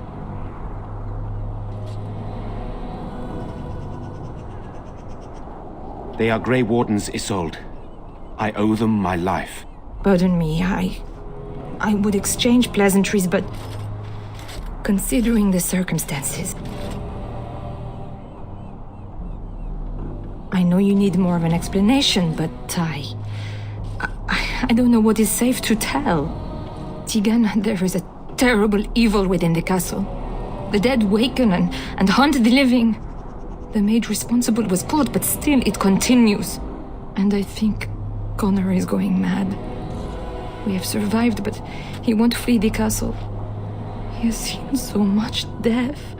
You must help him, Tigan. You are his uncle. You could reason with him. I do not know what else to do.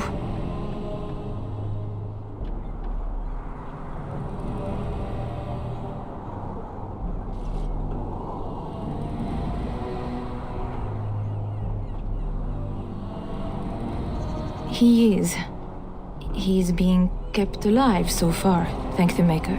Kept alive? Kept alive by what? Something the mage unleashed. So far it allows Eamon, Connor, and myself to live. The others were not so fortunate. It killed so many, and turned their bodies into walking nightmares. Once it was done with the castle, it struck the village. It wants us to live, but I do not know why. It allowed me to come for you, Tigan, because I begged, because I said Connor needed help.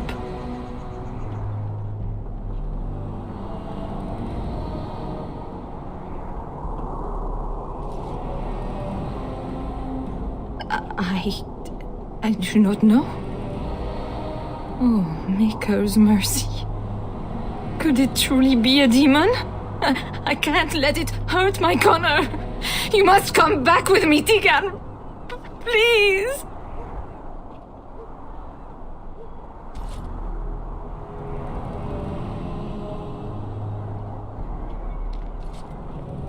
I beg your pardon? That's a rather impertinent accusation. An evil I cannot fathom holds my son and husband hostage. I came for help. What more do you want from me? Tigan, I do not have much time. What if it thinks I'm betraying it? It could kill Connor. Please come back with me. Must I beg? For Connor's sake, I promised I would return quickly and only with Tigan. Tigan, I know you could order your men to follow me when I return to the castle. I beg you not to. For Connor's sake. The king is dead, and we need my brother now more than ever. I will return to the castle with you, Isolde. Thank the Maker. Bless you, Tigan. Bless you. I cannot let Isolde return alone. Perhaps I can help Connor or Eamon. Perhaps this is really a trap, but this is my family. I must try. I have no illusions of dealing with this evil alone. You, on the other hand, have proven quite formidable. Isolde, can you excuse us for a moment? We must confer in private before I return to the castle with you. Please do not take too long. I will be by the bridge.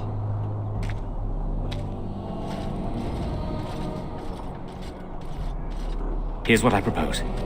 I go in with Isolde, and you enter the castle using the secret passage. My signet ring unlocks the door. Perhaps I will distract whatever evil is inside and increase your chances of getting in unnoticed. What do you say?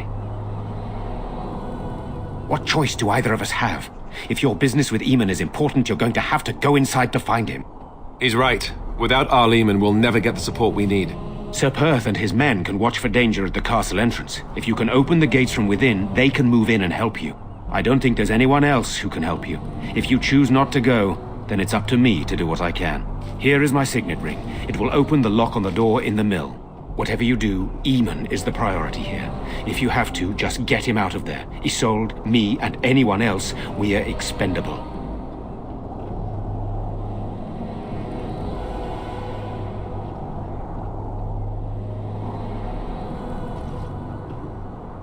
Don't you need Eamon's help against Tairn Loghain or the Darkspawn? If that's not enough, do it for whatever wealth you can find in the castle. My brother is, or was, a wealthy man. If you help his family, I am sure he will overlook anything you take in the process. So we are just going to send him with that woman? It seems so dangerous. But I can delay no longer. Allow me to bid you farewell. And good luck.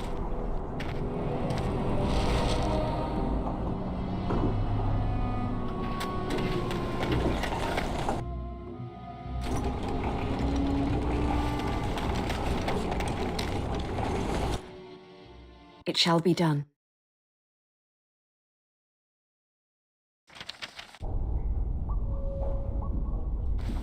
I locked myself in a cage once when I was a child.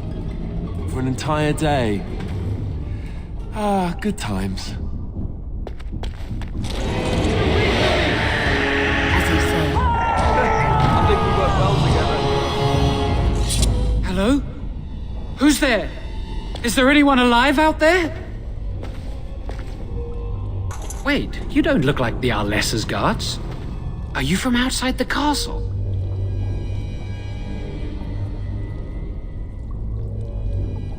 You've spoken to her? Then you know what I did. I'm not proud of my deed. Poisoning Arl Eamon was what I was hired to do. Lady Isolde had no idea when she took me in to tutor her son, of course.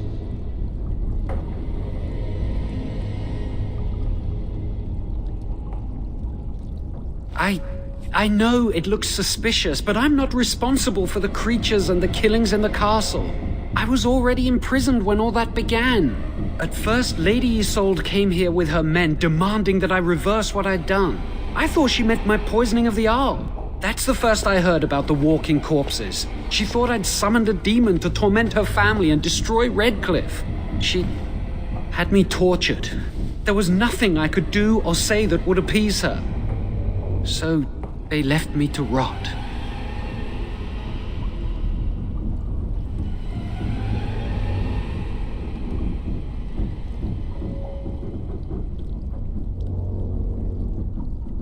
I was instructed to by Tairn Loghain. I was told that Arl Eamon was a threat to Ferelden, that if I dealt with him, Loghain would settle matters with the Circle. You see, I'm a Maleficar, a blood mage. You? A blood mage? Truly? I would never have guessed. A blood mage? Well, that isn't good. I dabbled in the forbidden arts, and they condemned me to death for it.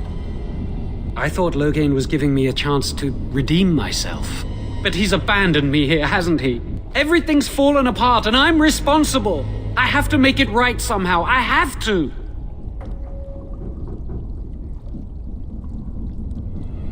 He only said that Arl Eamon was dangerous to the nation. Why wouldn't I believe Tairn Loghain? Yes, when the Templars caught me, they brought me to Denerim to await execution. Eventually, someone came to see me, alone. It was the Terran. I'd seen paintings of him, so I knew. I thought he'd have me executed right there. But he said I could make up for my crime. He said I would be helping the country.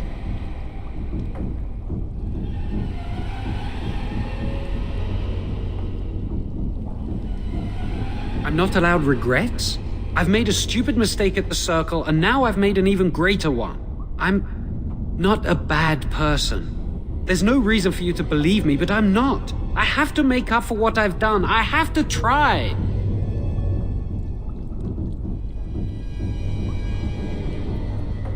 Connor had started to show signs. Lady Isolde was terrified the Circle of Magi would take him away for training. Connor? A mage? I can't believe it. She sought an apostate, a mage outside the Circle, to teach her son in secret so he could learn to hide his talent. Her husband had no idea.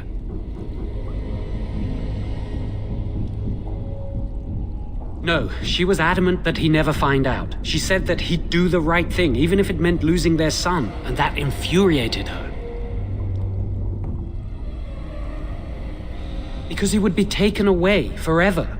A mage cannot inherit a title, even the son of a powerful Arl. She's also a pious woman. Her son having magic was humiliating.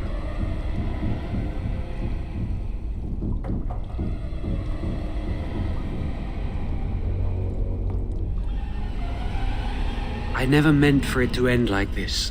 I swear. Let me help you fix this. I say this boy could still be of use to us, but if not, then let him go. Why keep him prisoner here? Hey, let's not forget he's a blood mage. You can't just set a blood mage free. Better to slay him. Better to punish him for his choices. Is this Alistair who speaks, or the Templar? I'd say it's common sense. We don't even know the whole story yet. He wishes to redeem himself. Doesn't everyone deserve that chance? Like yourself, you mean? Everyone deserves a chance to redeem themselves in the Maker's eyes. This man, no less than any. I don't know. He is a blood mage. But this is an unusual situation. Give me a chance, please.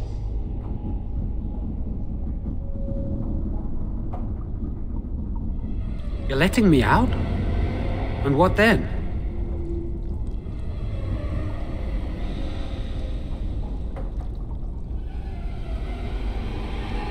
I'm not sure that's a good idea. I'd like to help out, but I'm not so sure I want to follow you into danger exactly. I won't, I promise. I will find a way to fix this somehow.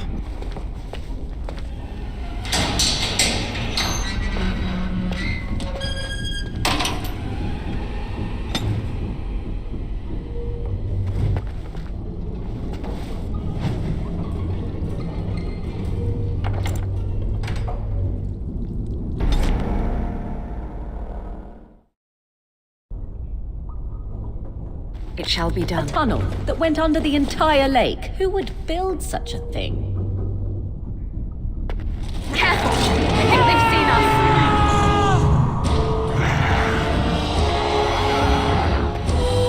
Hello? Who's there? Is there anyone alive out there? Wait, you don't look like the Arlessa's guards. Are you from outside the castle? My name is Jowan. I'm a mage Lady Isolde hired to tutor her son Connor. Until they, threw me into the dungeon here. No, I poisoned Arl Eamon, but that's all I did. I know it looks suspicious, but I'm not responsible for the creatures and the killings in the castle. I was already imprisoned when all that began. At first, Lady Isolde came here with her men, demanding that I reverse what I'd done. I thought she meant my poisoning of the Arl. That's the first I heard about the walking corpses. She thought I'd summoned a demon to torment her family and destroy Redcliffe. She had me tortured. There was nothing I could do or say that would appease her. So they left me to rot. No, I know nothing about summoning demons. I'm not sure. I think they intended to come back for me. But the screams, they just got worse. And nobody came.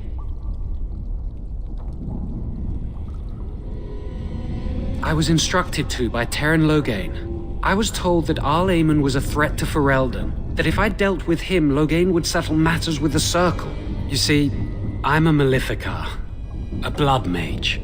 You? A blood mage? Truly? I would never have guessed. A blood mage? Well, that isn't good. I dabbled in the forbidden arts, and they condemned me to death for it. I thought Loghain was giving me a chance to redeem myself. But he's abandoned me here, hasn't he?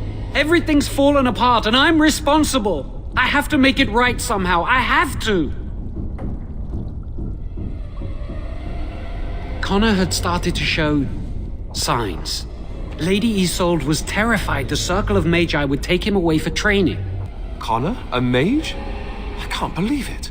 She sought an apostate, a mage outside the Circle, to teach her son in secret so he could learn to hide his talent. Her husband had no idea. I thought that too. Connor has little knowledge of magic, but he may have done something to tear open the veil. With the veil to the Fade torn, spirits and demons could infiltrate the castle. Powerful ones could kill and create those walking corpses.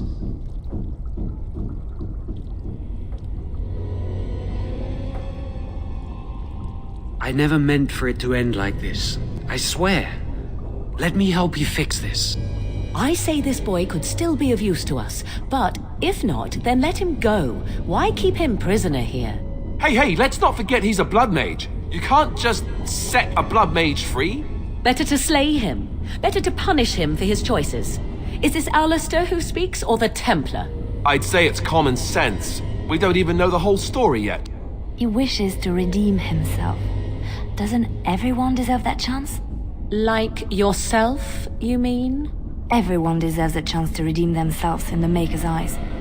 This man, no less than any. I don't know. He is a blood mage. But this is an unusual situation. Give me a chance, please.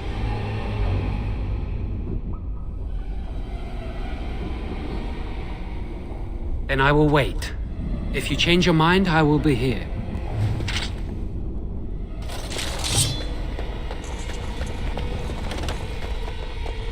As you say.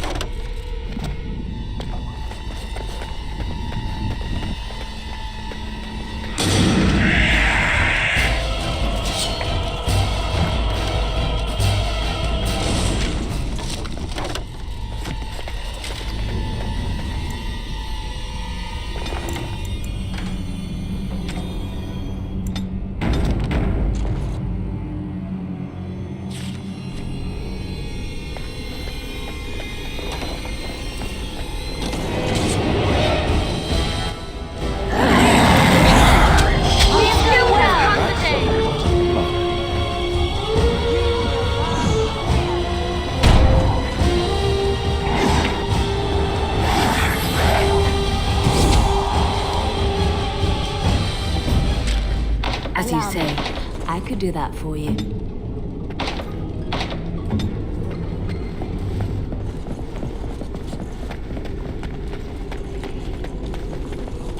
Very well.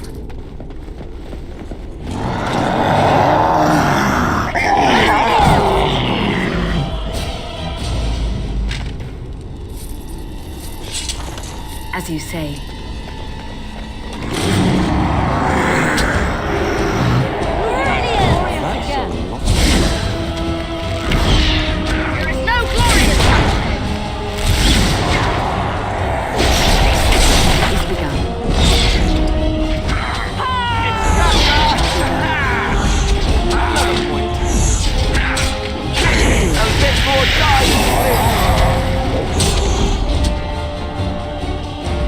Let us dispatch them, and quickly!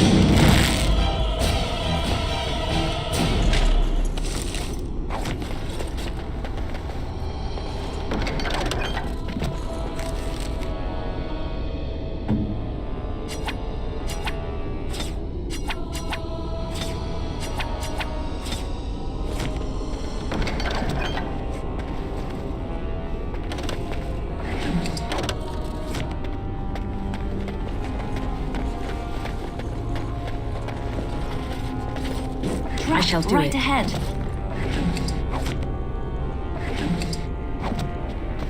Careful! I think they've seen us.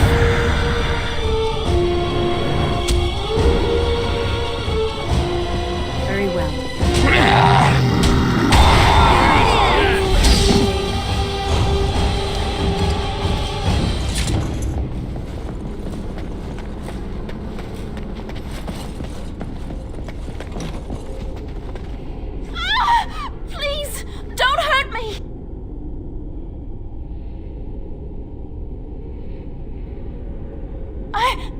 I'm sorry. I'm so frightened.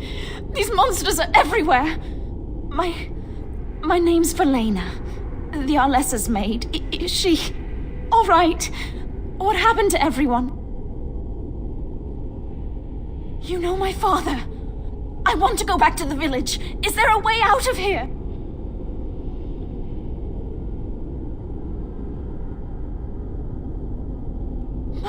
But the monsters! I'll find my way. I can run fast and I know the castle. Thank you.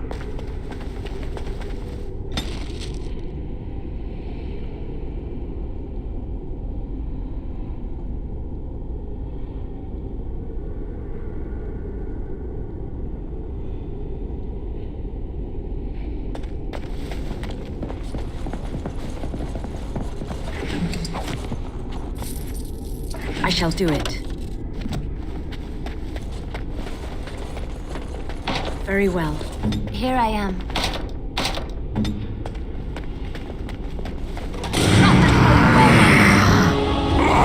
Still has won the day.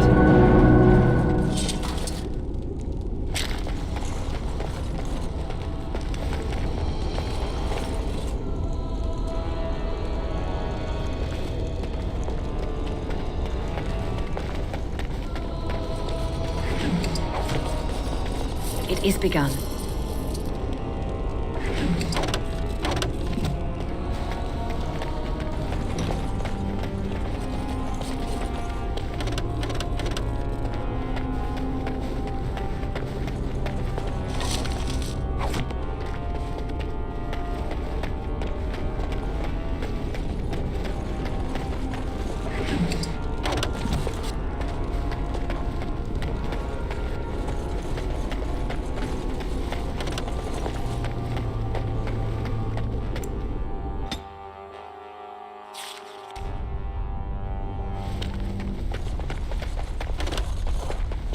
Allow me. I could do that for you.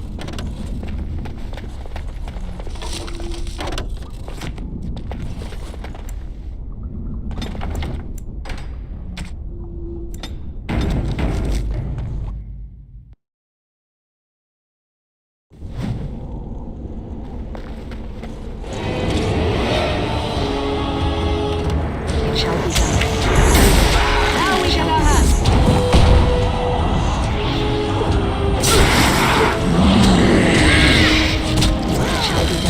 Our skill has won the day.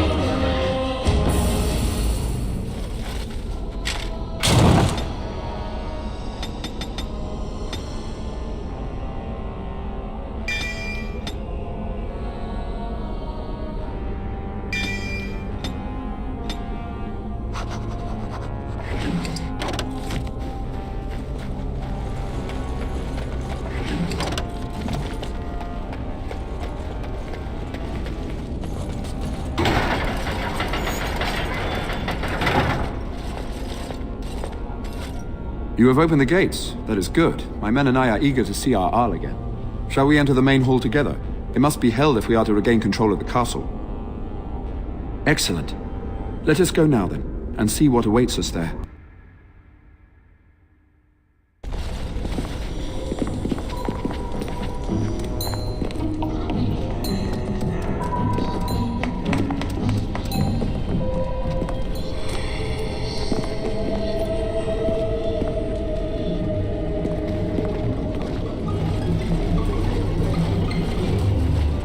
So these are our visitors? The ones you told me about, Mother? Yes, Connor. And this is the one who defeated my soldiers? The ones I sent to reclaim my village?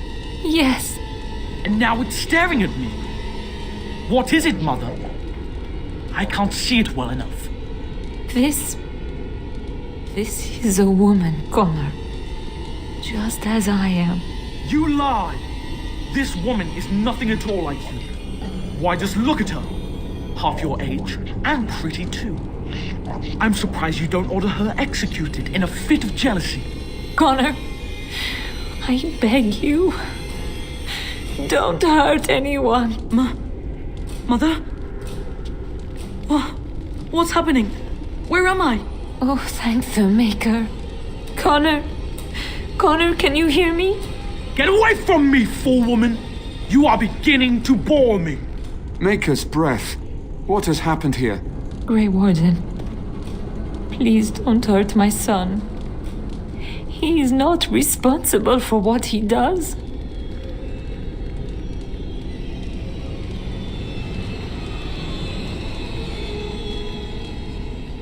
No! Don't say that! So, the boy has become an abomination and sundered the veil. Connor didn't mean to do this. It was that mage, the one who poisoned Demon. He started all this. He summoned this demon. Connor was just trying to help his father. And made a deal with the demon to do so? Foolish child. It was a fair deal. Father is alive, just as I wanted.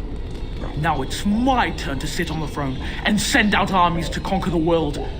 Nobody tells me what to do anymore. Nobody tells him what to do. Nobody! Ha ha ha ha! Quiet, Uncle! I warned you what would happen if you kept shouting, didn't I? Yes, I did. But let's keep things civil. This woman will have the audience she seeks. Tell us, woman, what have you come here for?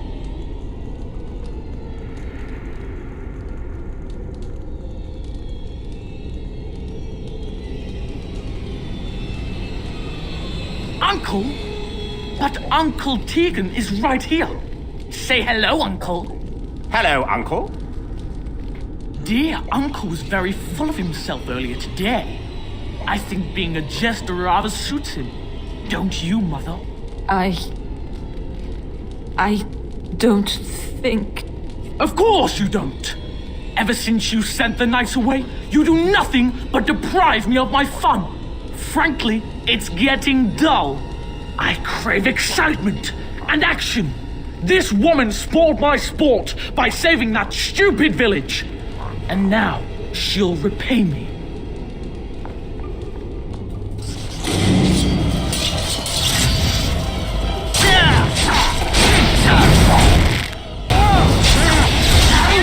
We have done well.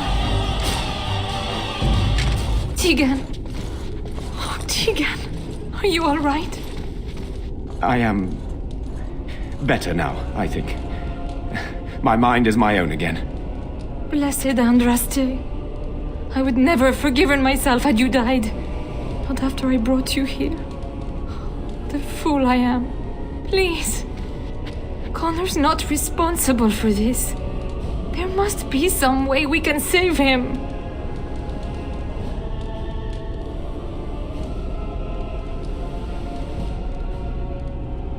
Clearly the child is an abomination. There is only one way to stop it. He's not always the demon you saw. Connor is still inside him, and sometimes he breaks through. Please, I just want to protect him. Isn't that what started this? You hired the mage to teach Connor in secret, to protect him. If they discovered Connor had magic, then they'd take him away. I thought if he learned just enough to hide it, then...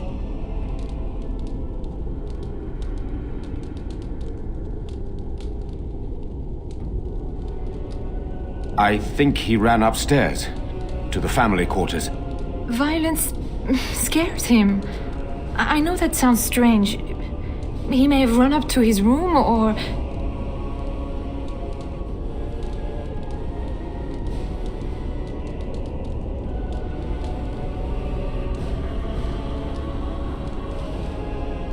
Upstairs in his room.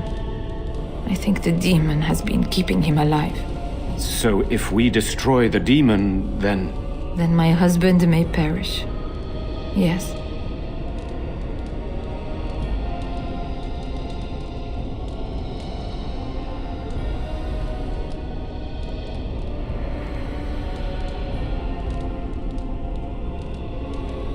I wouldn't normally suggest slaying a child, but he's an abomination. I'm not sure there's any choice.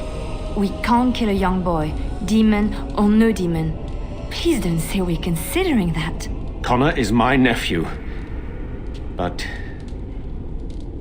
he is also possessed by a demon. Death would be merciful. No? What about the mage? He could know something of this demon.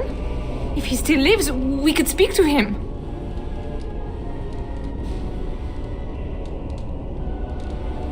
Then we should bring him here immediately. I do not know how much we can trust him. But we must find out what he knows. Tegan, could you find him? I will try. Though if he resists, I will not hesitate to kill him. I'll return shortly. You're lucky to be alive, John. After all you've done. I didn't summon any demon, Lady Isolde. But I did poison the owl, and that started all this. I'm willing to help if you'll let me. The demon in Connor needs to be destroyed. Killing Connor is the easiest way to do that, certainly. But there is another way. A mage could confront the demon in the Fade without hurting Connor himself. What do you mean? Is the demon not within Connor? Not physically. The demon approached Connor in the Fade while he dreamt and controls him from there. We can use the connection between them to find the demon. You can enter the Fade, then? And kill the demon without hurting my boy? No, but I can enable another mage to do so. It normally requires lyrium and several mages. But I have blood magic.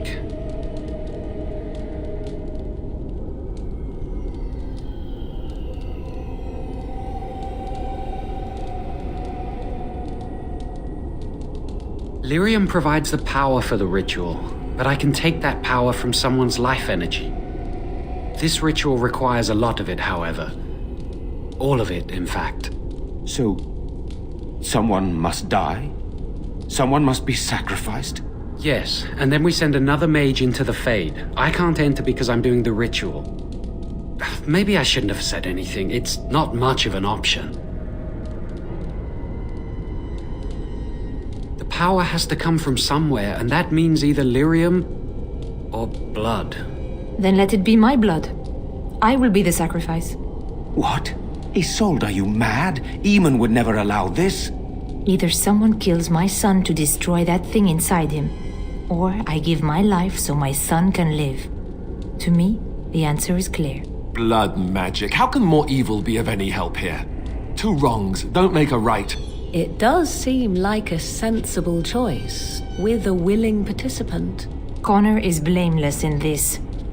He should not have to pay the price. It's up to you, my friend. You know more about such things than I do, and it's your companion going into the Fade. The decision is yours.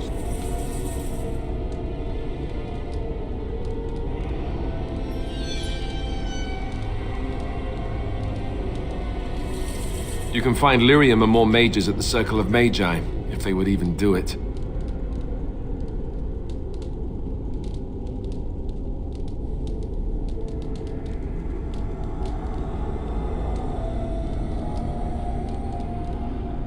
Then there's not much more to say. Something else will need to be done.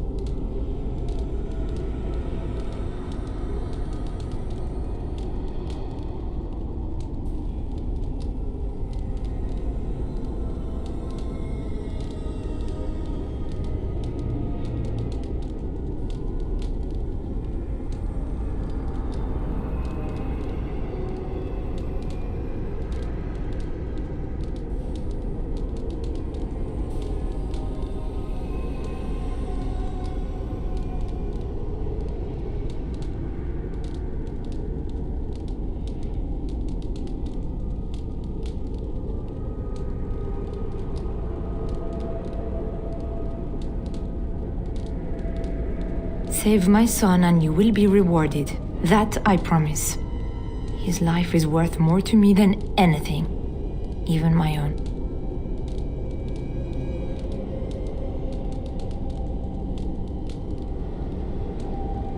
If there is even a chance to save Connor, I am. You rest your hopes on this young mage?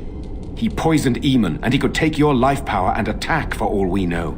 He would be a fool to try. No, I am willing to take his word. I would give my life for the chance to undo what I have done. I still do not agree, but it cannot be my choice.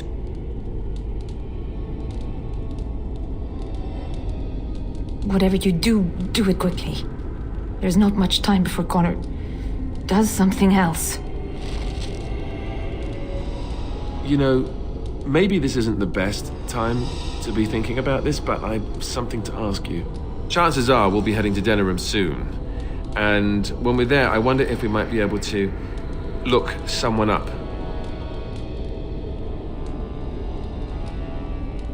A former what? No! Do you honestly think I would suggest we go see together? No! The thing is, I have a sister, a half-sister. I told you about my mother, right? She was a servant at Redcliffe Castle and she had a daughter. Only I never knew about her. I don't think she knew about me either. They kept my birth a secret after all. But after I became a Grey Warden, I did some checking and, well, I found out she's still alive. In Denerim.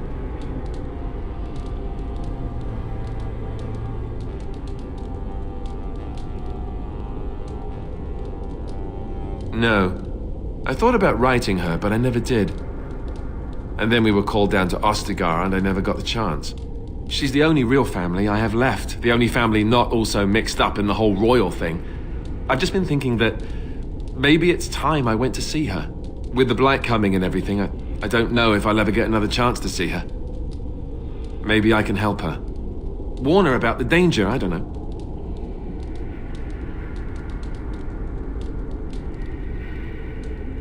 Could we? I'd appreciate that.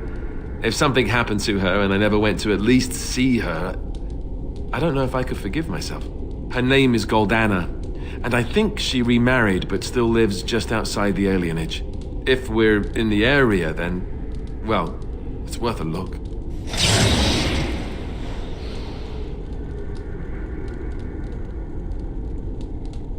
Here, look at this. Do you know what this is?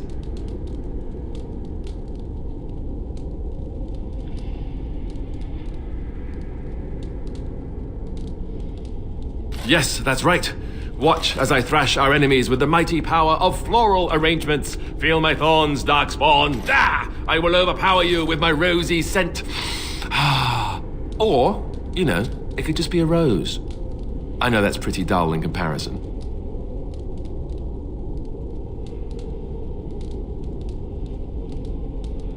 Is it that easy to see right through me? Huh. I guess I shouldn't be surprised. I picked it in Lothering.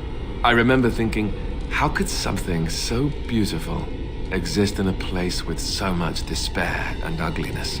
I probably should have left it alone, but I couldn't. The Darkspawn would come and their taint would just destroy it. So I've had it ever since.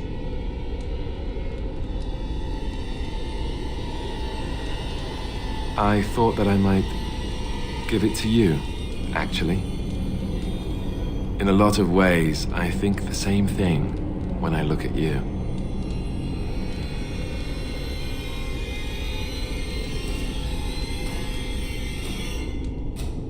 Oh, wow. She'll never see through that, I told myself. Boy, was I wrong.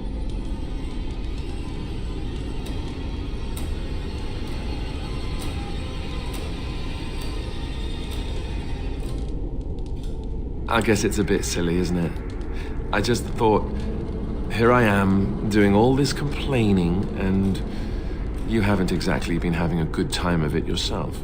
You've had none of the good experience of being a Grey Warden since your joining. Not a word of thanks or congratulations. It's all been death and fighting and tragedy. I thought maybe I could say something. tell you what a rare and wonderful thing you are to find amidst all this darkness.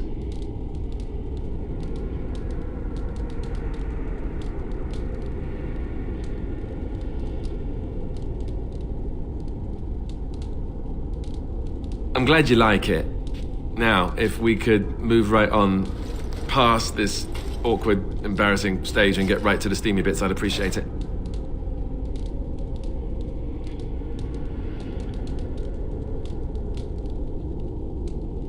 Yes, I was. Let the awkward and embarrassing stage continue unabated then. Oh look, is that a cloud? I expect rain.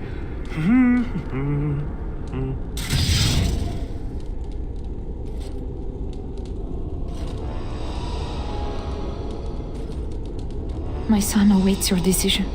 Make it quickly.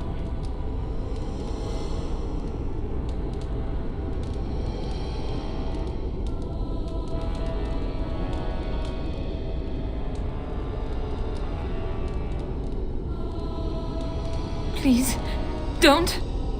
It isn't his fault. He just tried to help his father. Why must he pay with his life? Do not make this any harder than it is, Isolde. She has made her decision. Who says she gets to decide? I'm Connor's mother. I'm the Arlessa. This is what must be done. No! No! I won't let you do this! It isn't right! It isn't right!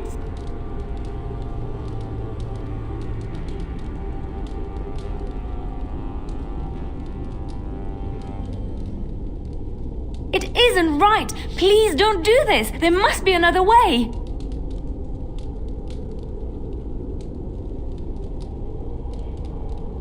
We must battle the demon in the Fade or destroy its host. There is no other option.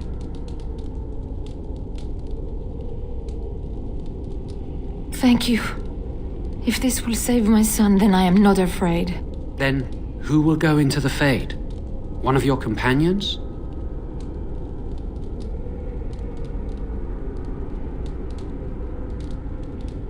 I notice you do not ask me first. No matter, I will go, as I am your willing slave. You have my eternal gratitude. May the Maker go with you, madam. I certainly hope not. That would be rather distracting. Then let's get this started.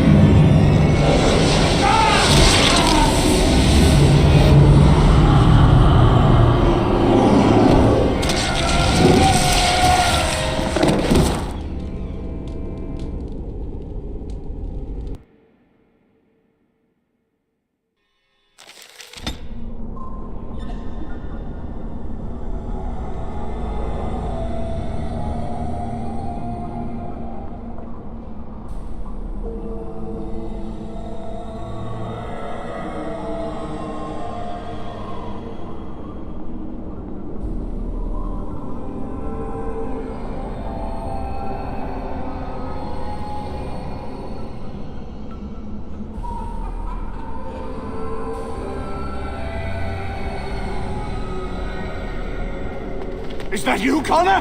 I can hear you! I'm coming! Is anyone out there? Hello? You there?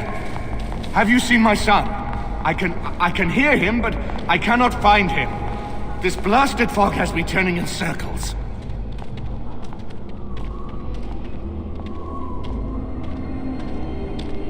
This is the Fade. Your kind cannot navigate it any more than you could navigate a dream. I don't understand. Where is my Connor? I will find him for you, since I foolishly gave my word that I would. Leave me to it. No. No, you're trying to lead me astray. I do not believe you. Connor! Connor, where are you? Curse this blasted darkness! Why can I see nothing? Honor?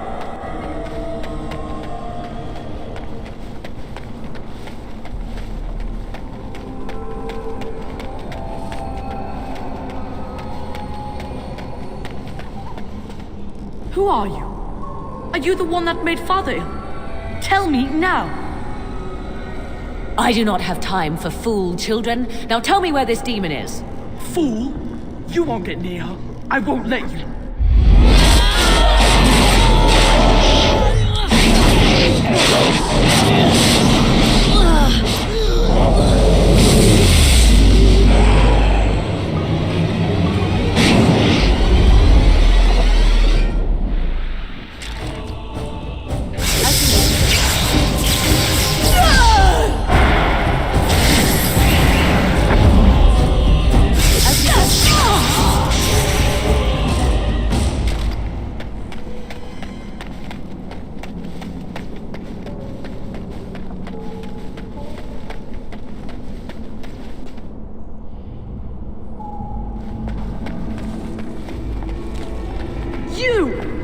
You're the one making Father sick! Am I dead? Am I dreaming? I don't understand any of this. Why do you keep hurting me? Why are you trying to stop me? Enough of these games. Give me what I want. Trespasser! I will drive you out!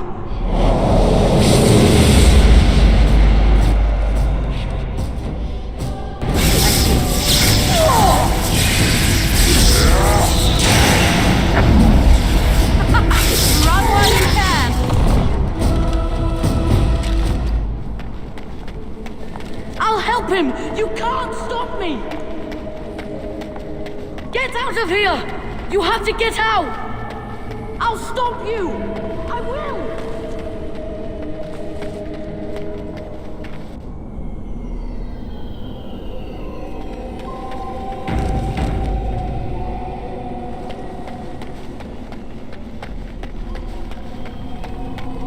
Father wanders, seeking me, trapped within my web.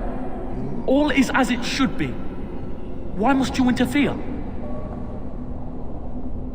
Why do you speak through illusions? Come, let us converse. No. It is time for you to go now. Do not persist, or things will go very badly for you.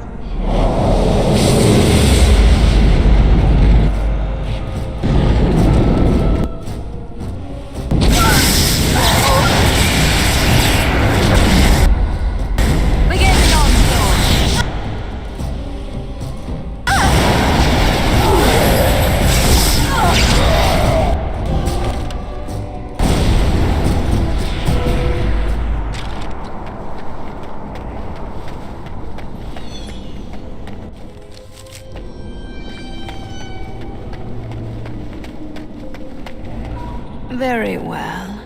No more illusions. Now we meet face to face. You see my true form, and stand in my domain. It is here I am most powerful. And yet I have no wish to engage your power, nor should you be so eager to engage mine. Perhaps we should converse instead? I will not become an abomination no matter what you try.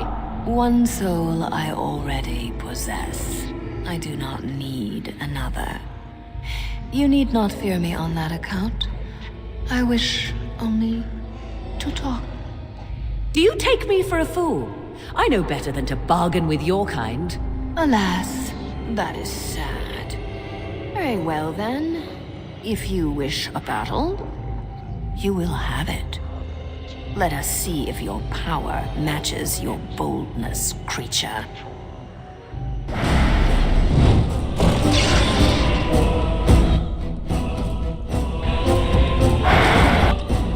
You will never leave this place.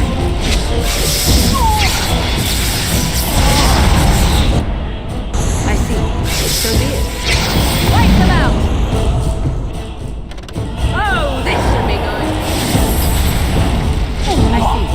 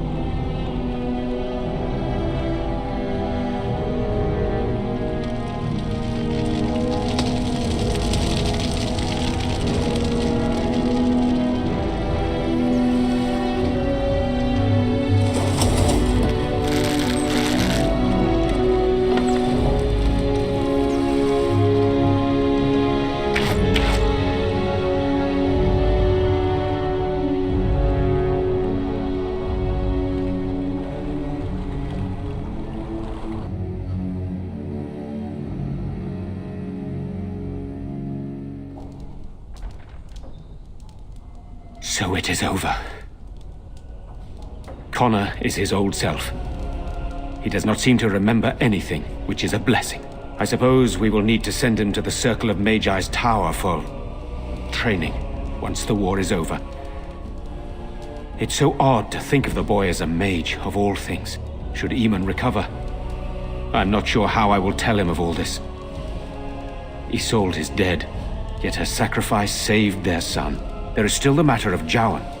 He performed the ritual and did not deceive us. In a way, he saved Connor's life even though he killed Isolde. I am unsure what to make of this. We will hold him for Eamon to decide his fate. If he doesn't recover, Jowan's fate is sealed.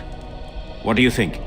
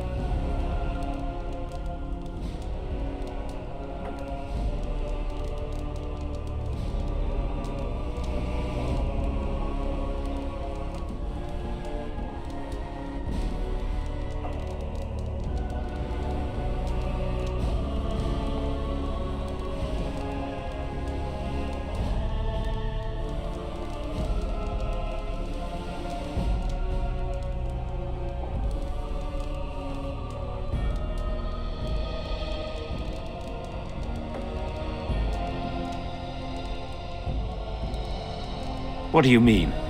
He is responsible for many of the problems here and is a Maleficar as well.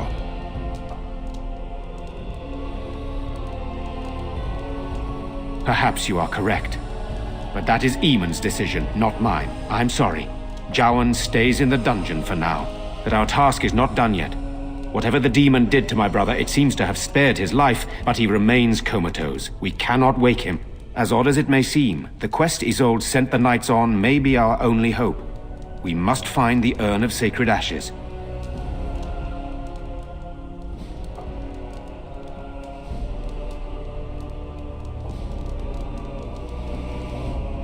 It has been tried, and we will continue trying. Perhaps the demon's absence will make a difference. However, the relic is another option. Eamon funded the research of a Denerim scholar, a brother Genetivi. He has been trying to decipher the inscriptions on Andraste's birth rock. When Eamon fell ill, Isolde sent her knights to Genetivi in the hopes that he had finally discovered the location of Andraste's final resting place. They were unable to find him. In desperation, Isolde sent others in search of the brother or some clue of the urn's location. No one else can. Even if I wished to do it myself, I cannot abandon Redcliffe to its own devices. Perhaps you could seek out the brother's home in Denerim and see if any clues remain on his whereabouts. It is the only place to begin the search, I think. I must go to the hall and begin rebuilding. I wish you luck, and may the Maker go with you.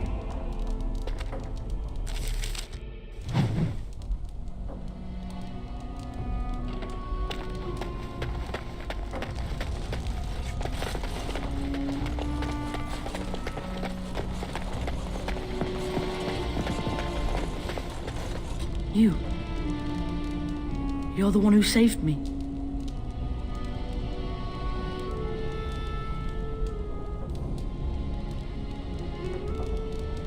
Oh, I wish Mother were here. Nobody will tell me how she died. They say I'll find out when I'm older. I want my mother. I miss her so much.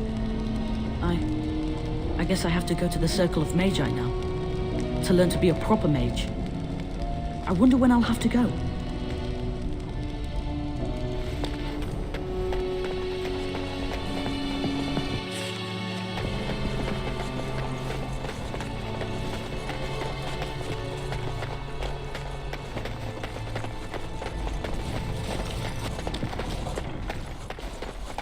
Allow me. I could do that for you.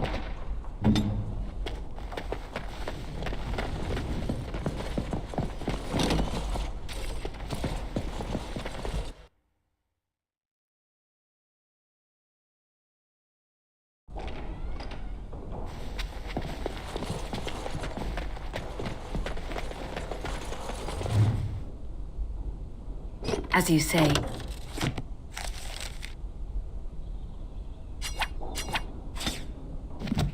It is begun.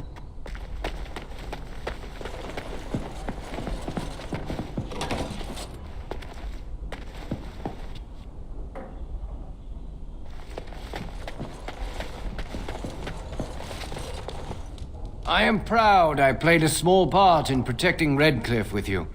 Without your help, we would surely have fallen.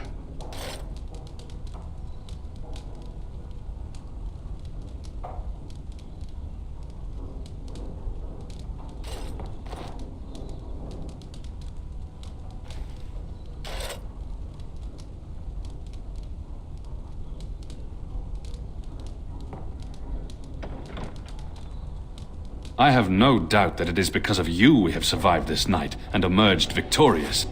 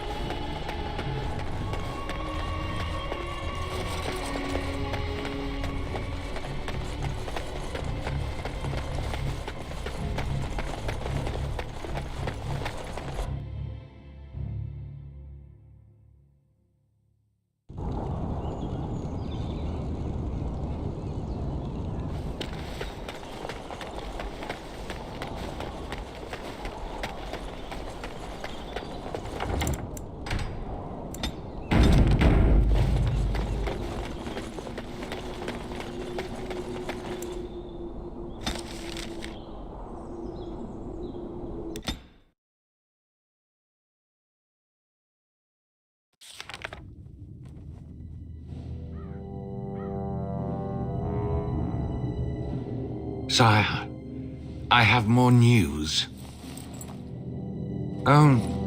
Yes.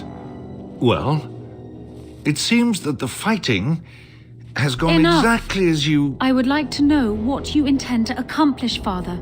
Should we not be fighting the Darkspawn instead of each other? The nobility should be brought into line and then the Darkspawn defeated. This is no true blight, Honora. Only Kaelin's vanity demanded it be so. Beg pardon, sire. But blight or no, we may not have the manpower to face the Darkspawn soon. Kaelin approached your legions for support, did he not? Marek and I drove those bastards out! We'll not roll out the welcome for them now! We need help, Father. We cannot deal with this crisis alone. Ferelden will stand on its own! I will lead it through this, Honora. You must have faith in me. Did you kill Kaelin? Kaelin's death was his own doing.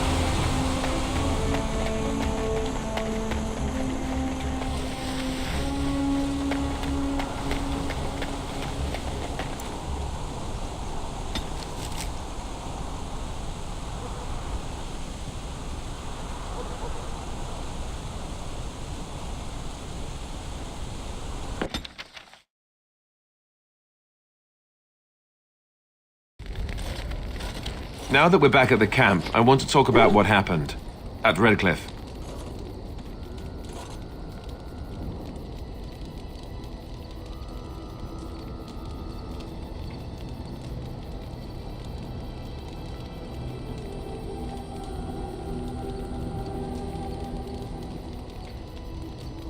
You let Lady Isolde sacrifice herself with blood magic. How could you do that?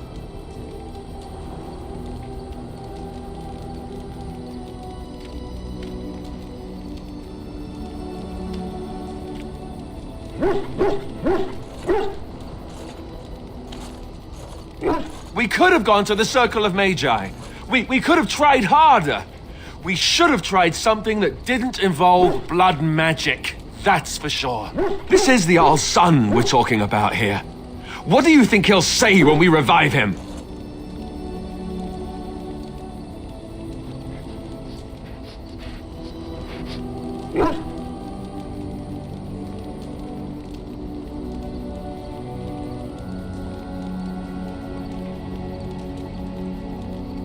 just don't know how you could do it, how you could make that decision. I owe the Arl more than this.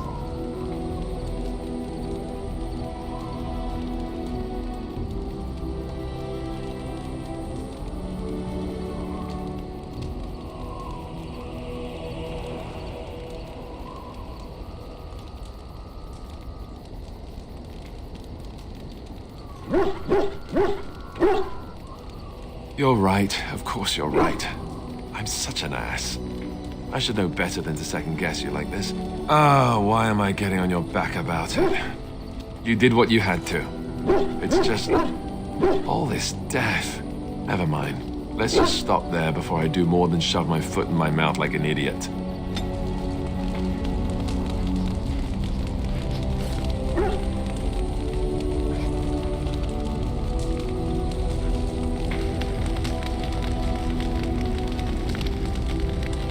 At your service.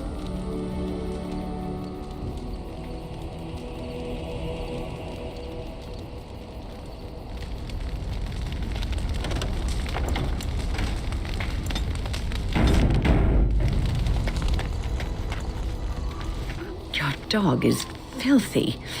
I can smell him 50 yards off.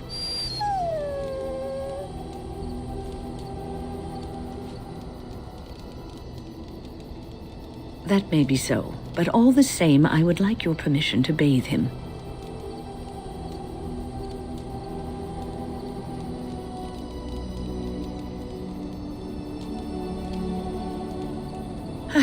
I suppose that's true. Just make him sleep over on the other side of the camp, with Alistair. With any luck, that will keep all the stench confined to one small area.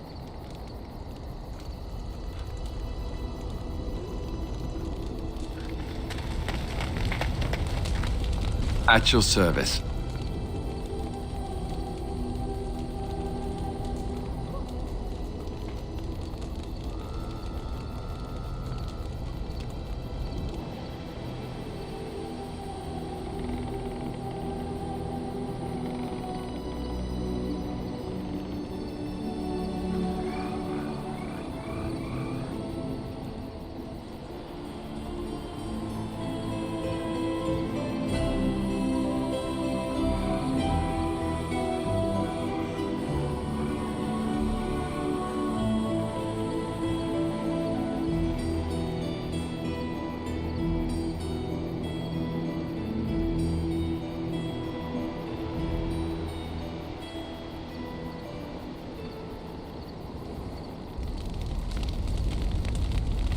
At your service.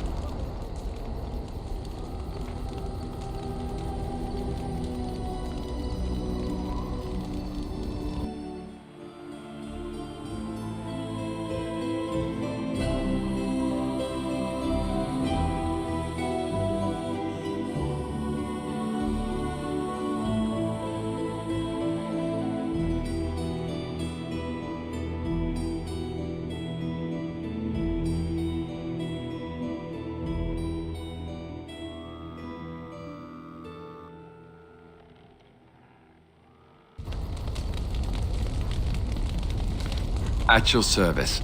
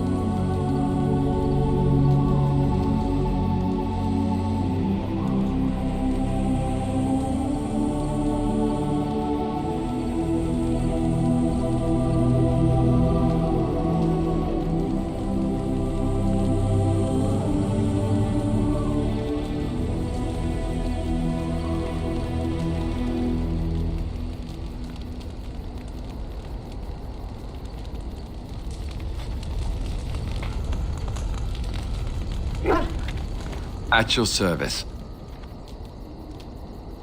Well, we're in camp. Now's as good a time as any to talk, right?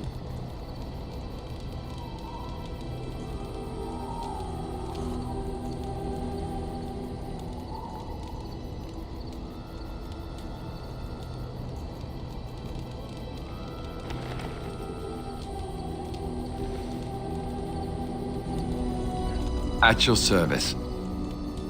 Of course. Never what? Had a good pair of shoes? Well, living in the Chantry is not exactly a life for rambunctious boys. They taught me to be a gentleman, especially in the presence of beautiful women such as yourself. That's not so bad, is it?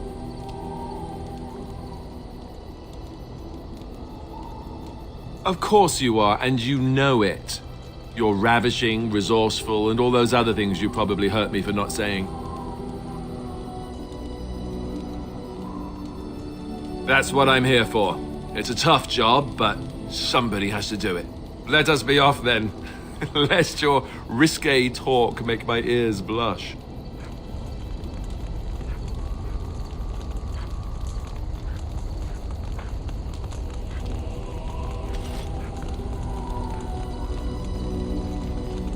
At your service. Well, we're in camp. Now's as good a time as any to talk, right?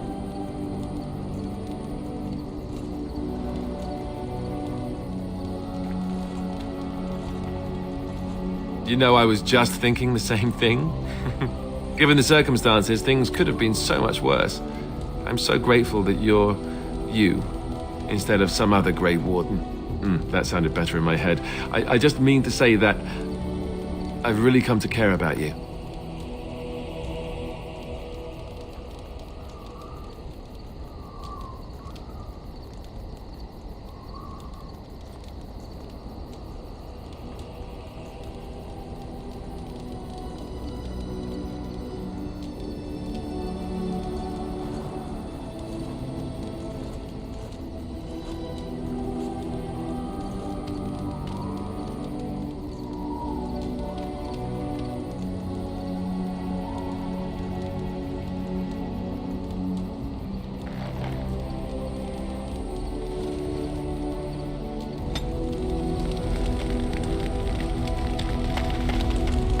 Something I can help with?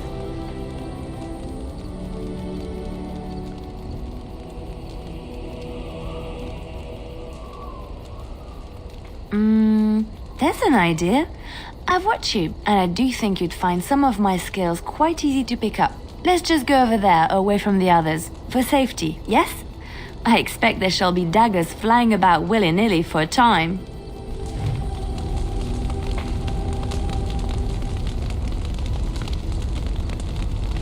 Something I can help with?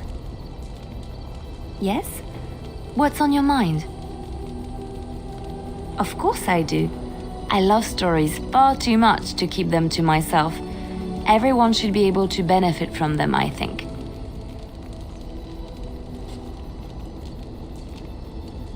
Of course, Orlesians enjoy telling stories. I shall tell you my favorite tale of Aveline, the Knight of Olay. A long time ago, a girl child was born to a farmer. He had hoped for a son, not a daughter, and so he told his wife to abandon the child in the woods. Before the cold could claim her, the baby was found by a tribe of Dalish elves who took pity on the poor mewling thing and raised her as their own. Aveline, for that is what they called her, grew strong and quick and clever under the guidance of the elves. She learned to wield the sword as well as any man, could kill a deer with an arrow at 100 paces, and was as graceful on the back of a horse as she was on foot.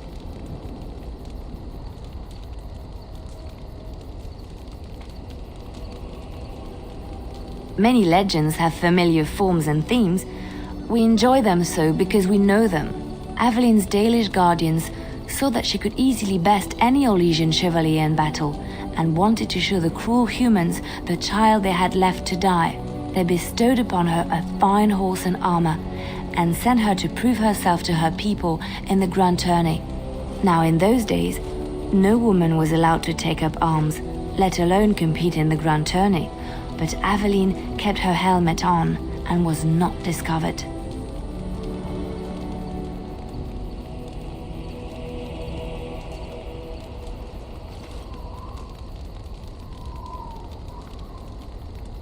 Aveline won many events and gained the approval of the adoring crowd.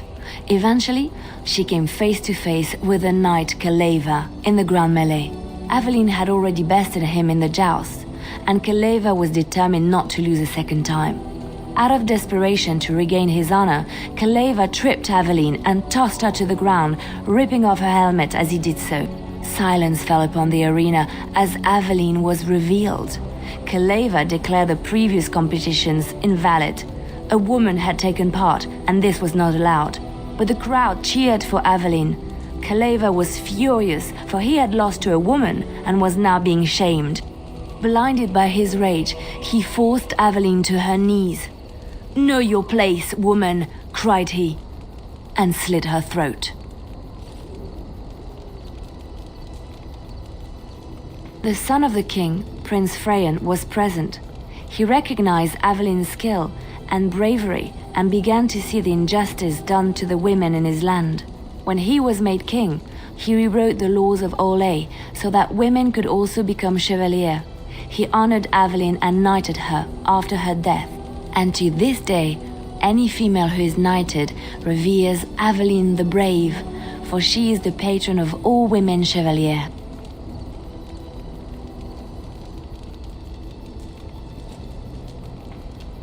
I know one, told to me by my mother a long time ago. It always chilled me to the bone. Maybe you have heard of Flemeth?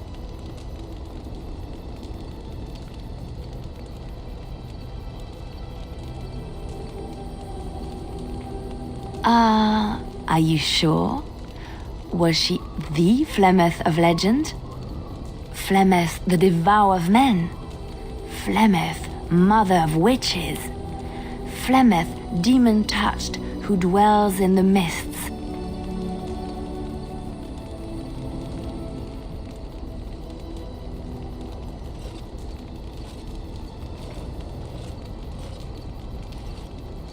Well, if Flemeth really exists, she would be very, very old indeed. Ferelden mothers scare their daughters with talk of Flemeth. They say that if you're bad, Flemeth will spirit you away and bind you to her forever. They also say that Flemeth mourns her lost beauty and will steal yours through your looking glass if she catches you.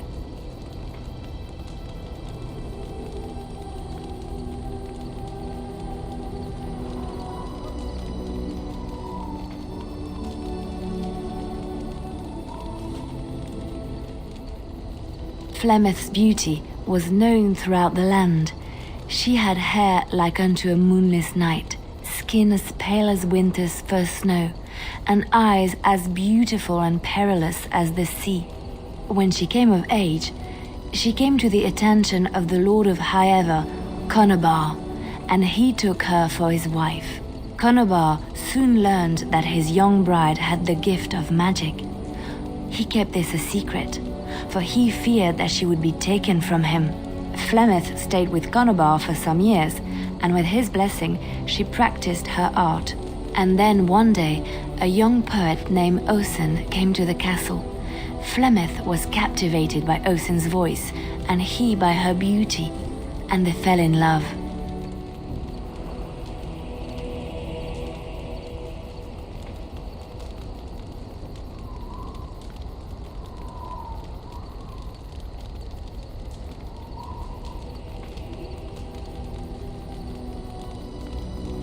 Flemeth longed to be with her true love, and she and Osen fled from Conobar's lands, seeking refuge in the Kokari wilds with the Chasing tribes.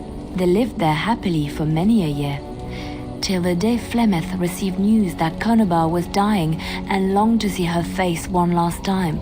Flemeth's heart swelled with pity for the man who once was her husband, and begged Osen to return to Conobar's side with her.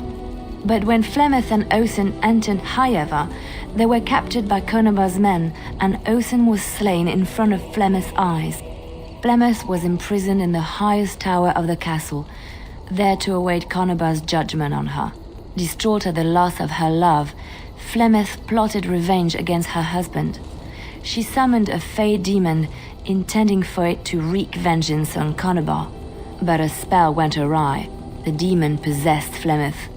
Turning her into an abomination, the halls of the castle ran red with blood as Flemeth slaughtered Conobar and all his men. The last of Flemeth's humanity melted away, and at dawn, she stole back to the wilds to plot and scheme for 100 years. They say she took to her side many chastened men, and with their help, begat her daughter witches, who even now prowl the dark places of the Korcari wilds.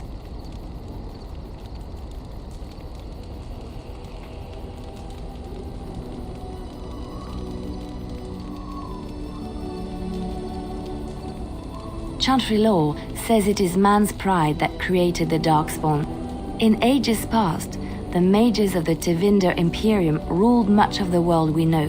In their pride, they thought their magics invincible and imagined that they were greater than the Maker himself.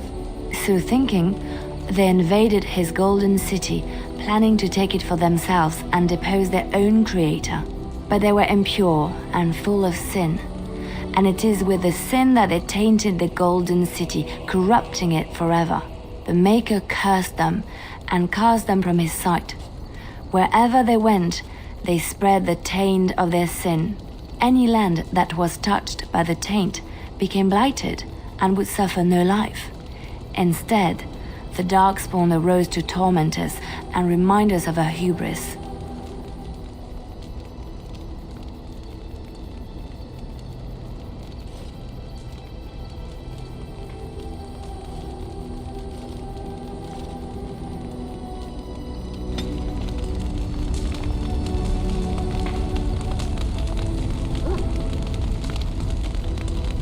Something I can help with? Yes? What's on your mind? My mother was from Denerim, and I consider myself a Ferelden. Mother served an Orlesian noblewoman who lived here when Orlais ruled. When Orlais was defeated and the common folk began to resent the presence of any Orlesian, the lady returned to Orlais. She took my mother with her. I was born in Orlais and did not set foot in Ferelden till much later. Mother was always telling me stories of her homeland. I think she missed it. She had served Cecily, the Lady Cecily, for many years and was loyal to her. Cecily was a good person. She was always kind to me. Mother died when I was very young. Lady Cecily let me stay with her. I had no one else. She was quite old then, and she had me study music and dance to entertain her. It is unfair that I have more memories of Cecily than my mother.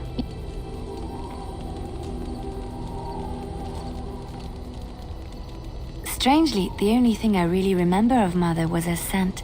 She kept dried flowers in her closet amongst her clothes, small white Ferelden wildflowers with a sweet fragrance. Mother called them Andraste's Grace. They were very rare in Orlais. But enough about that. Let us move on.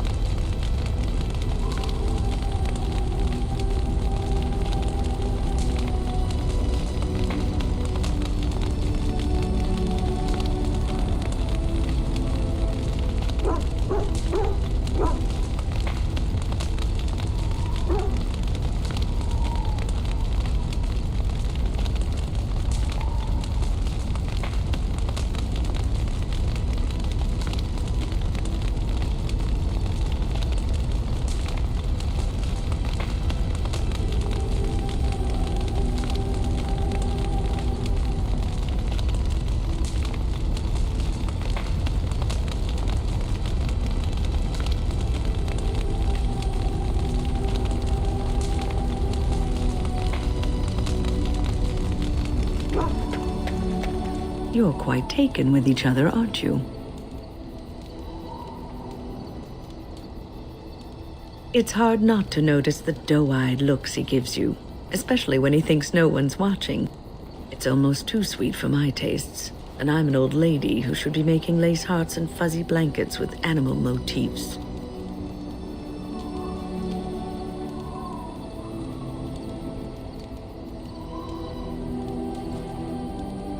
I've noticed your blossoming relationship, and I wanted to ask you where you thought it was going. Alistair is a fine lad, skilled in battle, but quite inexperienced when it comes to affairs of the heart. I would hate to see him get hurt.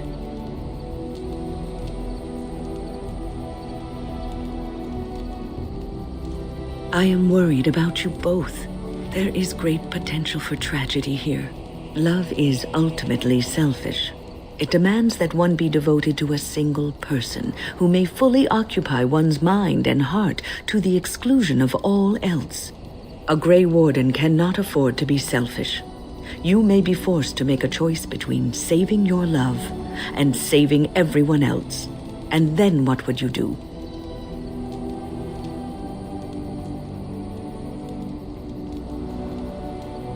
You may have to save one or both of you unnecessary anguish later on.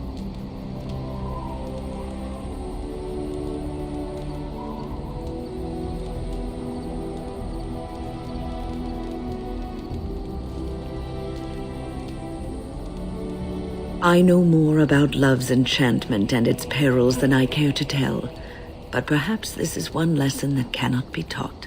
I have given my advice. Do with it what you will.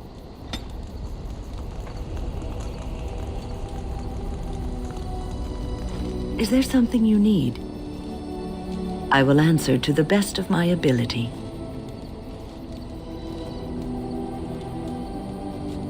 People don't become mages, they are born mages. The talent just surfaces later. But you are asking how I ended up at the Circle. I was brought there by the Templars, just like many of the other apprentices. I don't remember very much. I was very young then. I didn't have a family. I never knew my real parents. My earliest memory was of hiding in a hayloft on a farm, trying to keep warm.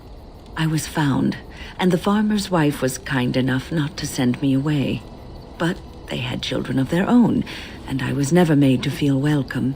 The eldest son was the worst. He was always calling me a stray, and throwing anything he could get his hands on at me. And I don't know how it happened, but one day, he just found his hair on fire. Fortunately, there was a large trough nearby.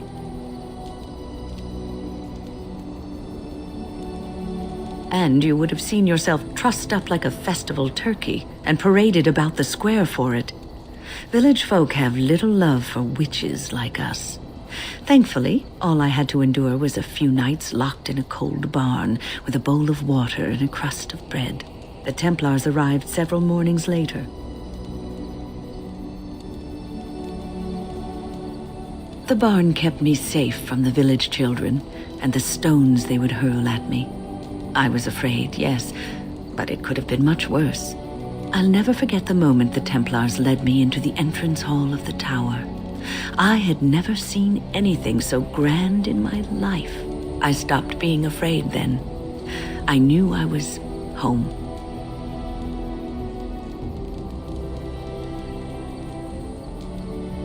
Prison. You could see it that way. But those walls are there to keep non-mages out as much as to keep mages in. I learned very quickly that for every apprentice in the tower, there was probably one who never even lived to see the Templars come. No child, not even a mage child, is a match for an angry mob trying to place blame for a failed crop, a hard winter, a baby born dead.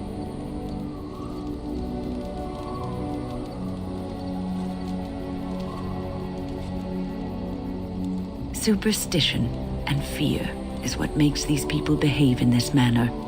It will be a good long time before that changes. Well, that's about all there is to my tale. That's how I came to the Circle.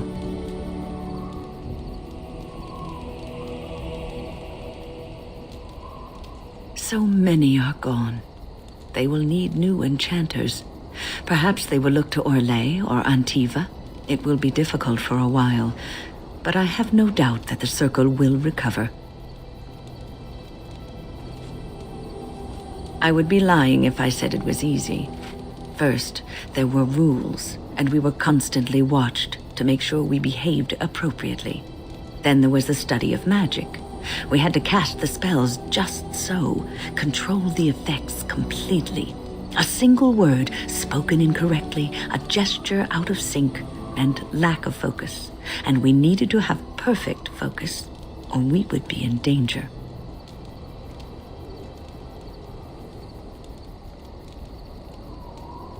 Without the Circle and my mentors, I would not have been where I am today. And there was joy in life at the Circle.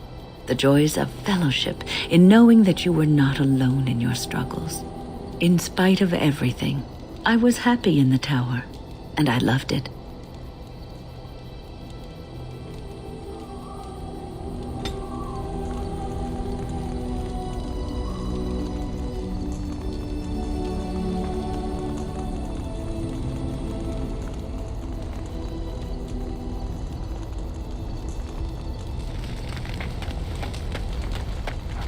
Here I am. Oh, this should be good. Go ahead.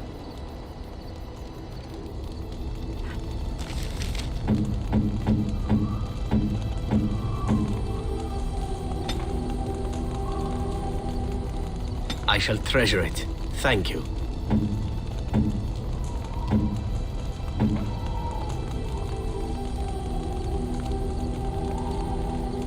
This is my mother's amulet. It has to be. But why isn't it broken? Where did you find it?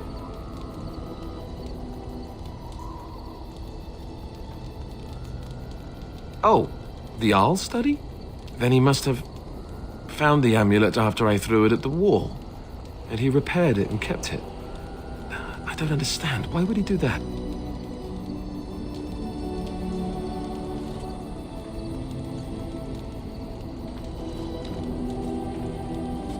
Thank you.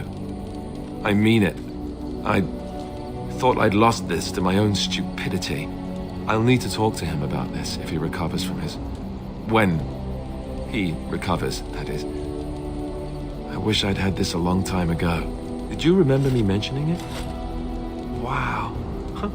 I'm more used to people not really listening when I go on about things.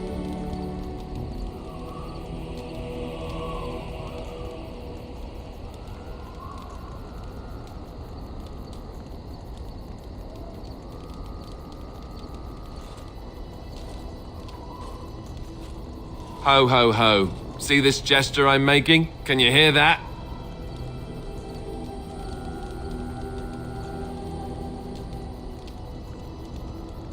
Is this the part when the music starts and we begin dancing? Because I'm game. Where's the minstrels?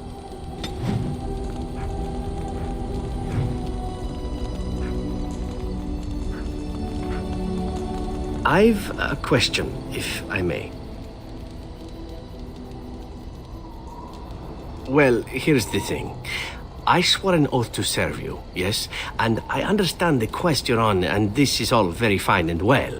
My question pertains to what you intend to do with me once this business is over with, as a point of curiosity.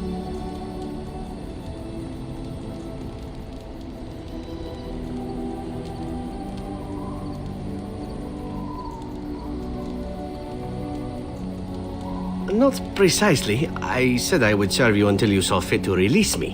One simply assumes that once your Grey Warden business is finished, you would have no need of an assassin to follow you about. Am I wrong?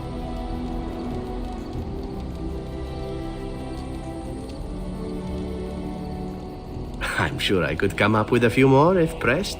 It is good to know what my options might be, but that is for another time. For now, we have much to do, yes? What is your desire? All right, but I get to stare at you luridly while you do so. Oh, you wish to know about Antiva, do you?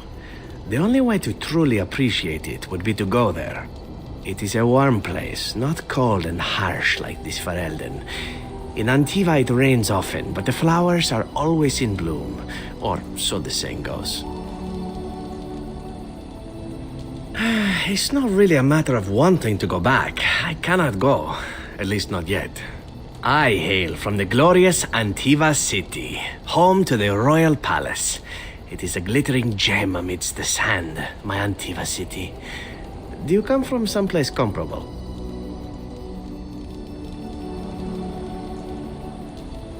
Oh, I have never seen that place.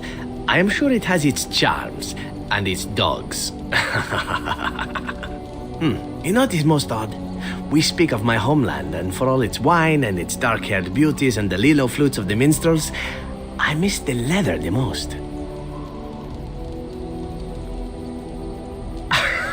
It may as well be, but not this once, no. I mean the smell.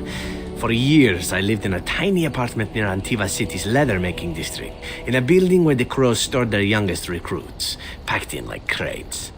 I grew accustomed to the stench, even though the humans complained of it constantly. To this day, the smell of fresh leather is what reminds me most of home more than anything else.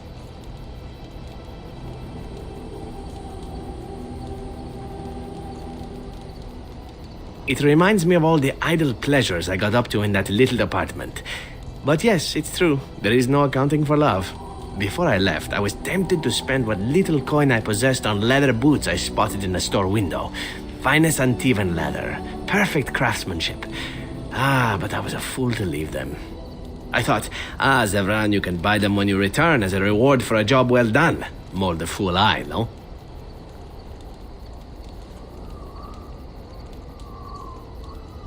There is plenty that you could discover about Antiva if you read some dusty old book. Population, products, history, all these things, I am certain. I can but offer you what it means to be Antivan. If that is not enough, then ask me no more. I can tell you nothing that you would not see if you went there yourself.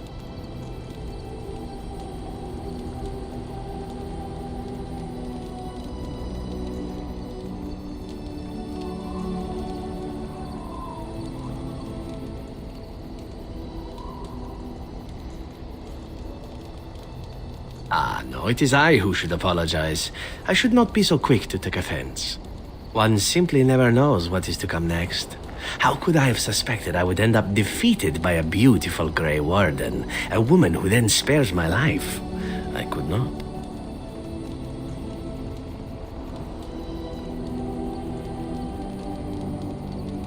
I say you are beautiful because it is true. Should I not?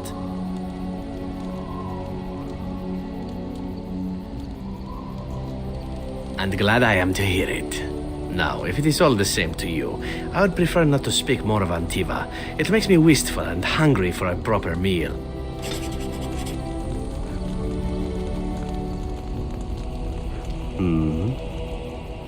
All right, but I get to stare at you luridly while you do so.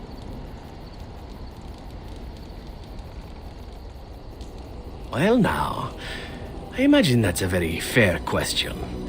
Being an assassin, after all, is a living, at least as far as such things go. I was simply never given the opportunity to choose another way. So, if that choice presents itself, why should I not seize upon it?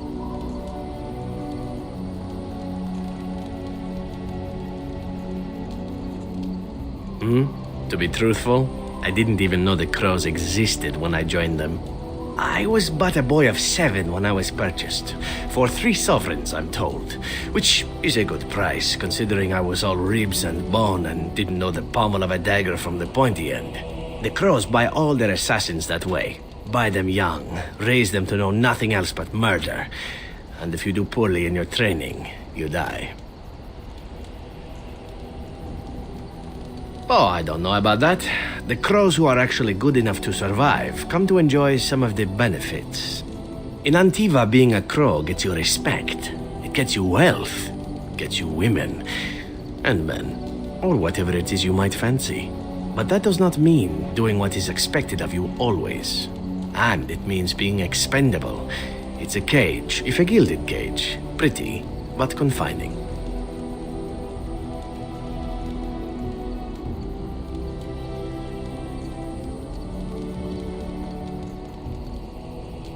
And become the next mark for some up-and-coming crow? Not likely.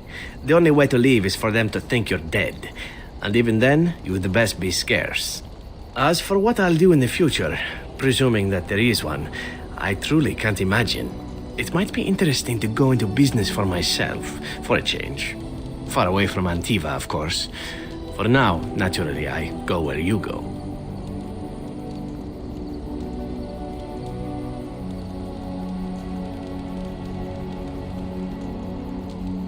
And be slaughtered? Perish the thought. Come now, enough chit-chat. Talking about the crows summons them, you know. Any Antivan fishwife could tell you so.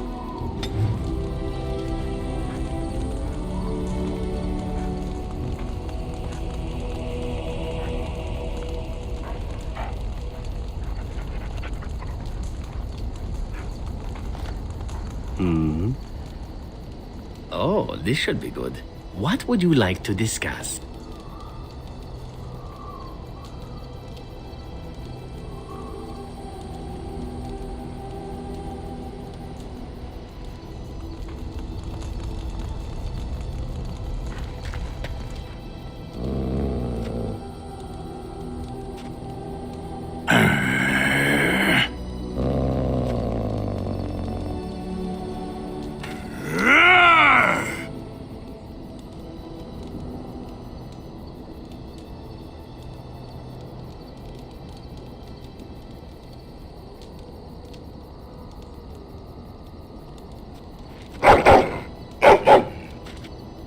You are a true warrior and worthy of respect.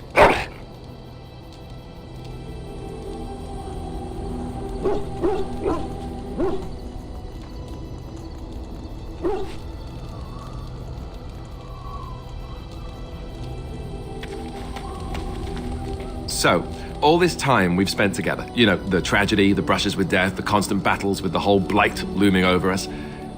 Will you miss it once it's over?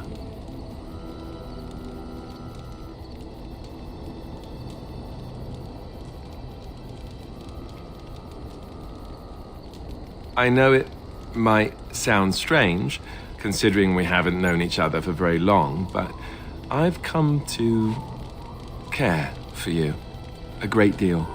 I think maybe it's because we've gone through so much together. I don't know. Or maybe I'm imagining it. Maybe I'm fooling myself. Am I? Fooling myself? Or do you think you might ever feel the same way about me?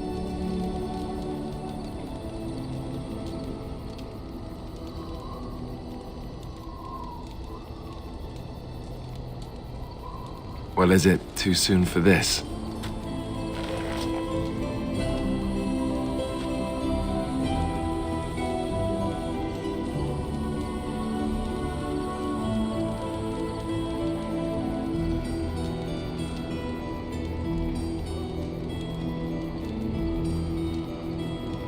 Well, I'll have to arrange that then, won't I?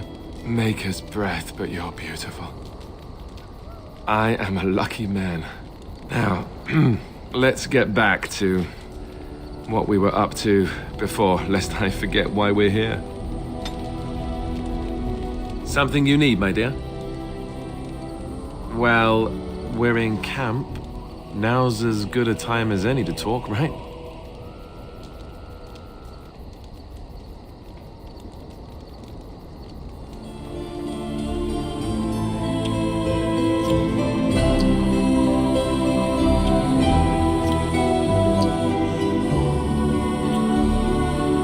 I could get used to this, you know. Something you need, my dear? Well, we're in camp. Now's as good a time as any to talk, right?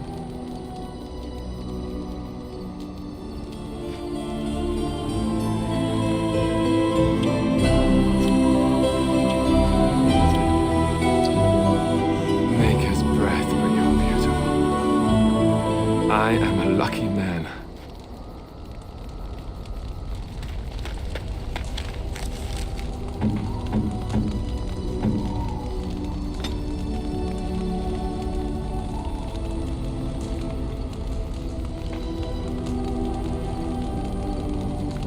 What? You found Flemeth's grimoire? But when I spoke of it to you, I did not truly hope... This is a most fortuitous event. You have my thanks. I will begin study of the tome immediately. Return it? Indeed not. This tome represents the one time any of my mother's secrets were able to get away from her. I do not intend to squander this opportunity to learn more than Flemeth wished me to know. This should be interesting.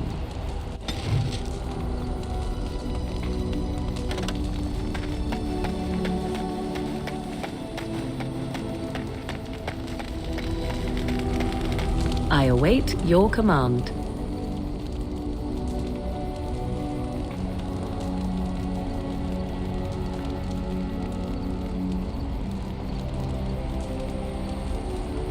So, full of questions, are you? Well, that depends, does it not? What does she seem to be?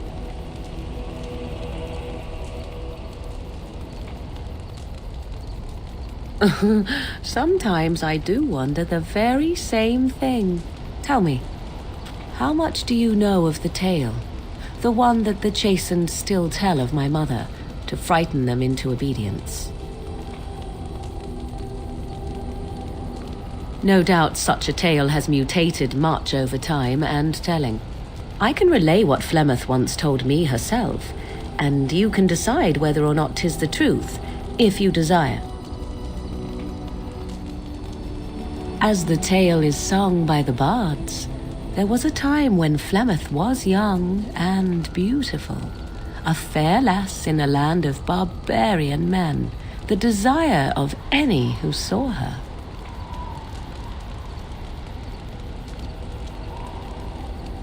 The tales say that Flemeth fell in love with Osen the bard, and fled the castle of her husband, the dread Lord Conabar, and that he swore vengeance for her infidelity. In truth, my mother claims that 'twas Osen who was her husband, and Conabar the jealous lord who looked on from afar. Lord Conabar approached young Osen and offered him wealth and power in exchange for his lovely wife, and Osen agreed.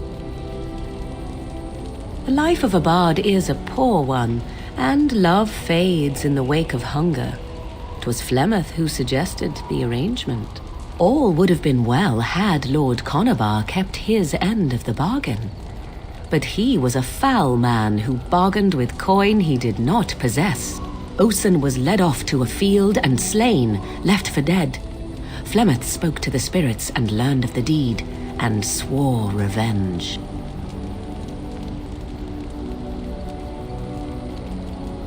That was not the point. Conabar had no honor, so she would not have him. Flemeth begged the spirits to aid her, and 'twas they who slew Conabar. The demon the legend tells of came later. Lord Conabar's allies chased Flemeth, you see, chased her to the wilds, and there she hid. There she found the demon, and he made her strong. The legends all speak of the great hero Cormac, he who defeated Flemeth and her great army when she invaded the lowlands centuries later. All lies. The truth of the matter is that there was never an invasion. As Flemeth tells it, the Chastened never raised an army under her banner, and she never fought with any warrior named Cormac. Cormac led a brutal civil war against his own people, and later claimed it was to vanquish evil that had taken root amongst the lords. Thus, he was hailed a hero. Flemeth was only attached to the legend much later. Perhaps 'twas due to the great war with the Chastened that eventually came, but Mother claims not to know how it began.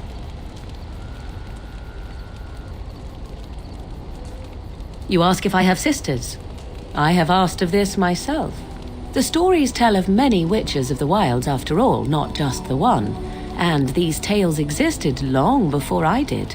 Flemeth refuses to speak of other daughters, if they existed, so should I believe I am her first? I doubt that too.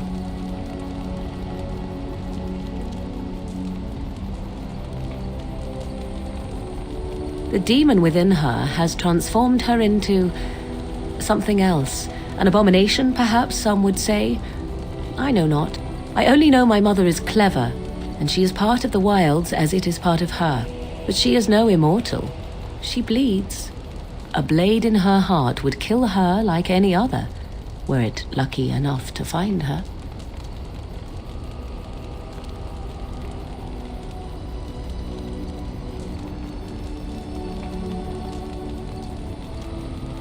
I do not believe everything that Flemeth claims. Oft it seems her bitterness has colored her memories. But on the whole, yes, I believe this tale, if not all.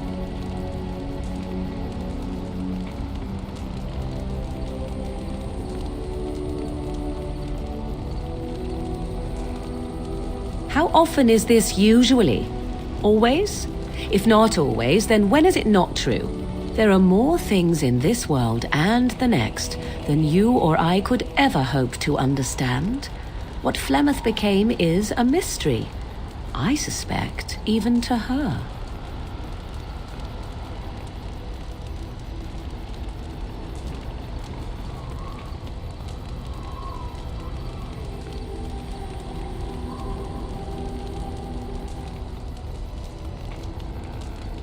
Flemeth tells it with far more embellishment than I, but you are welcome. Dare I ask of your own mother? Few are abominations of legend, 'tis true, but I find myself curious nevertheless.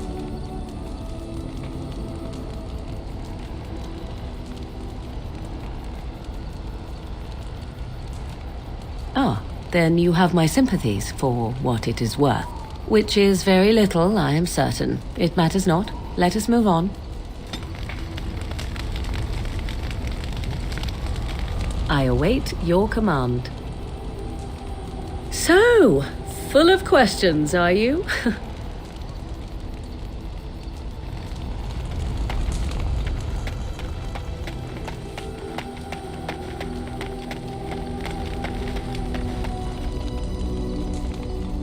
Very well. Oh, wow. Savage. If you keep shoveling down our rations like that, the entire party is going to starve. I jest, don't kill me. No, don't hit me, I bruise easily.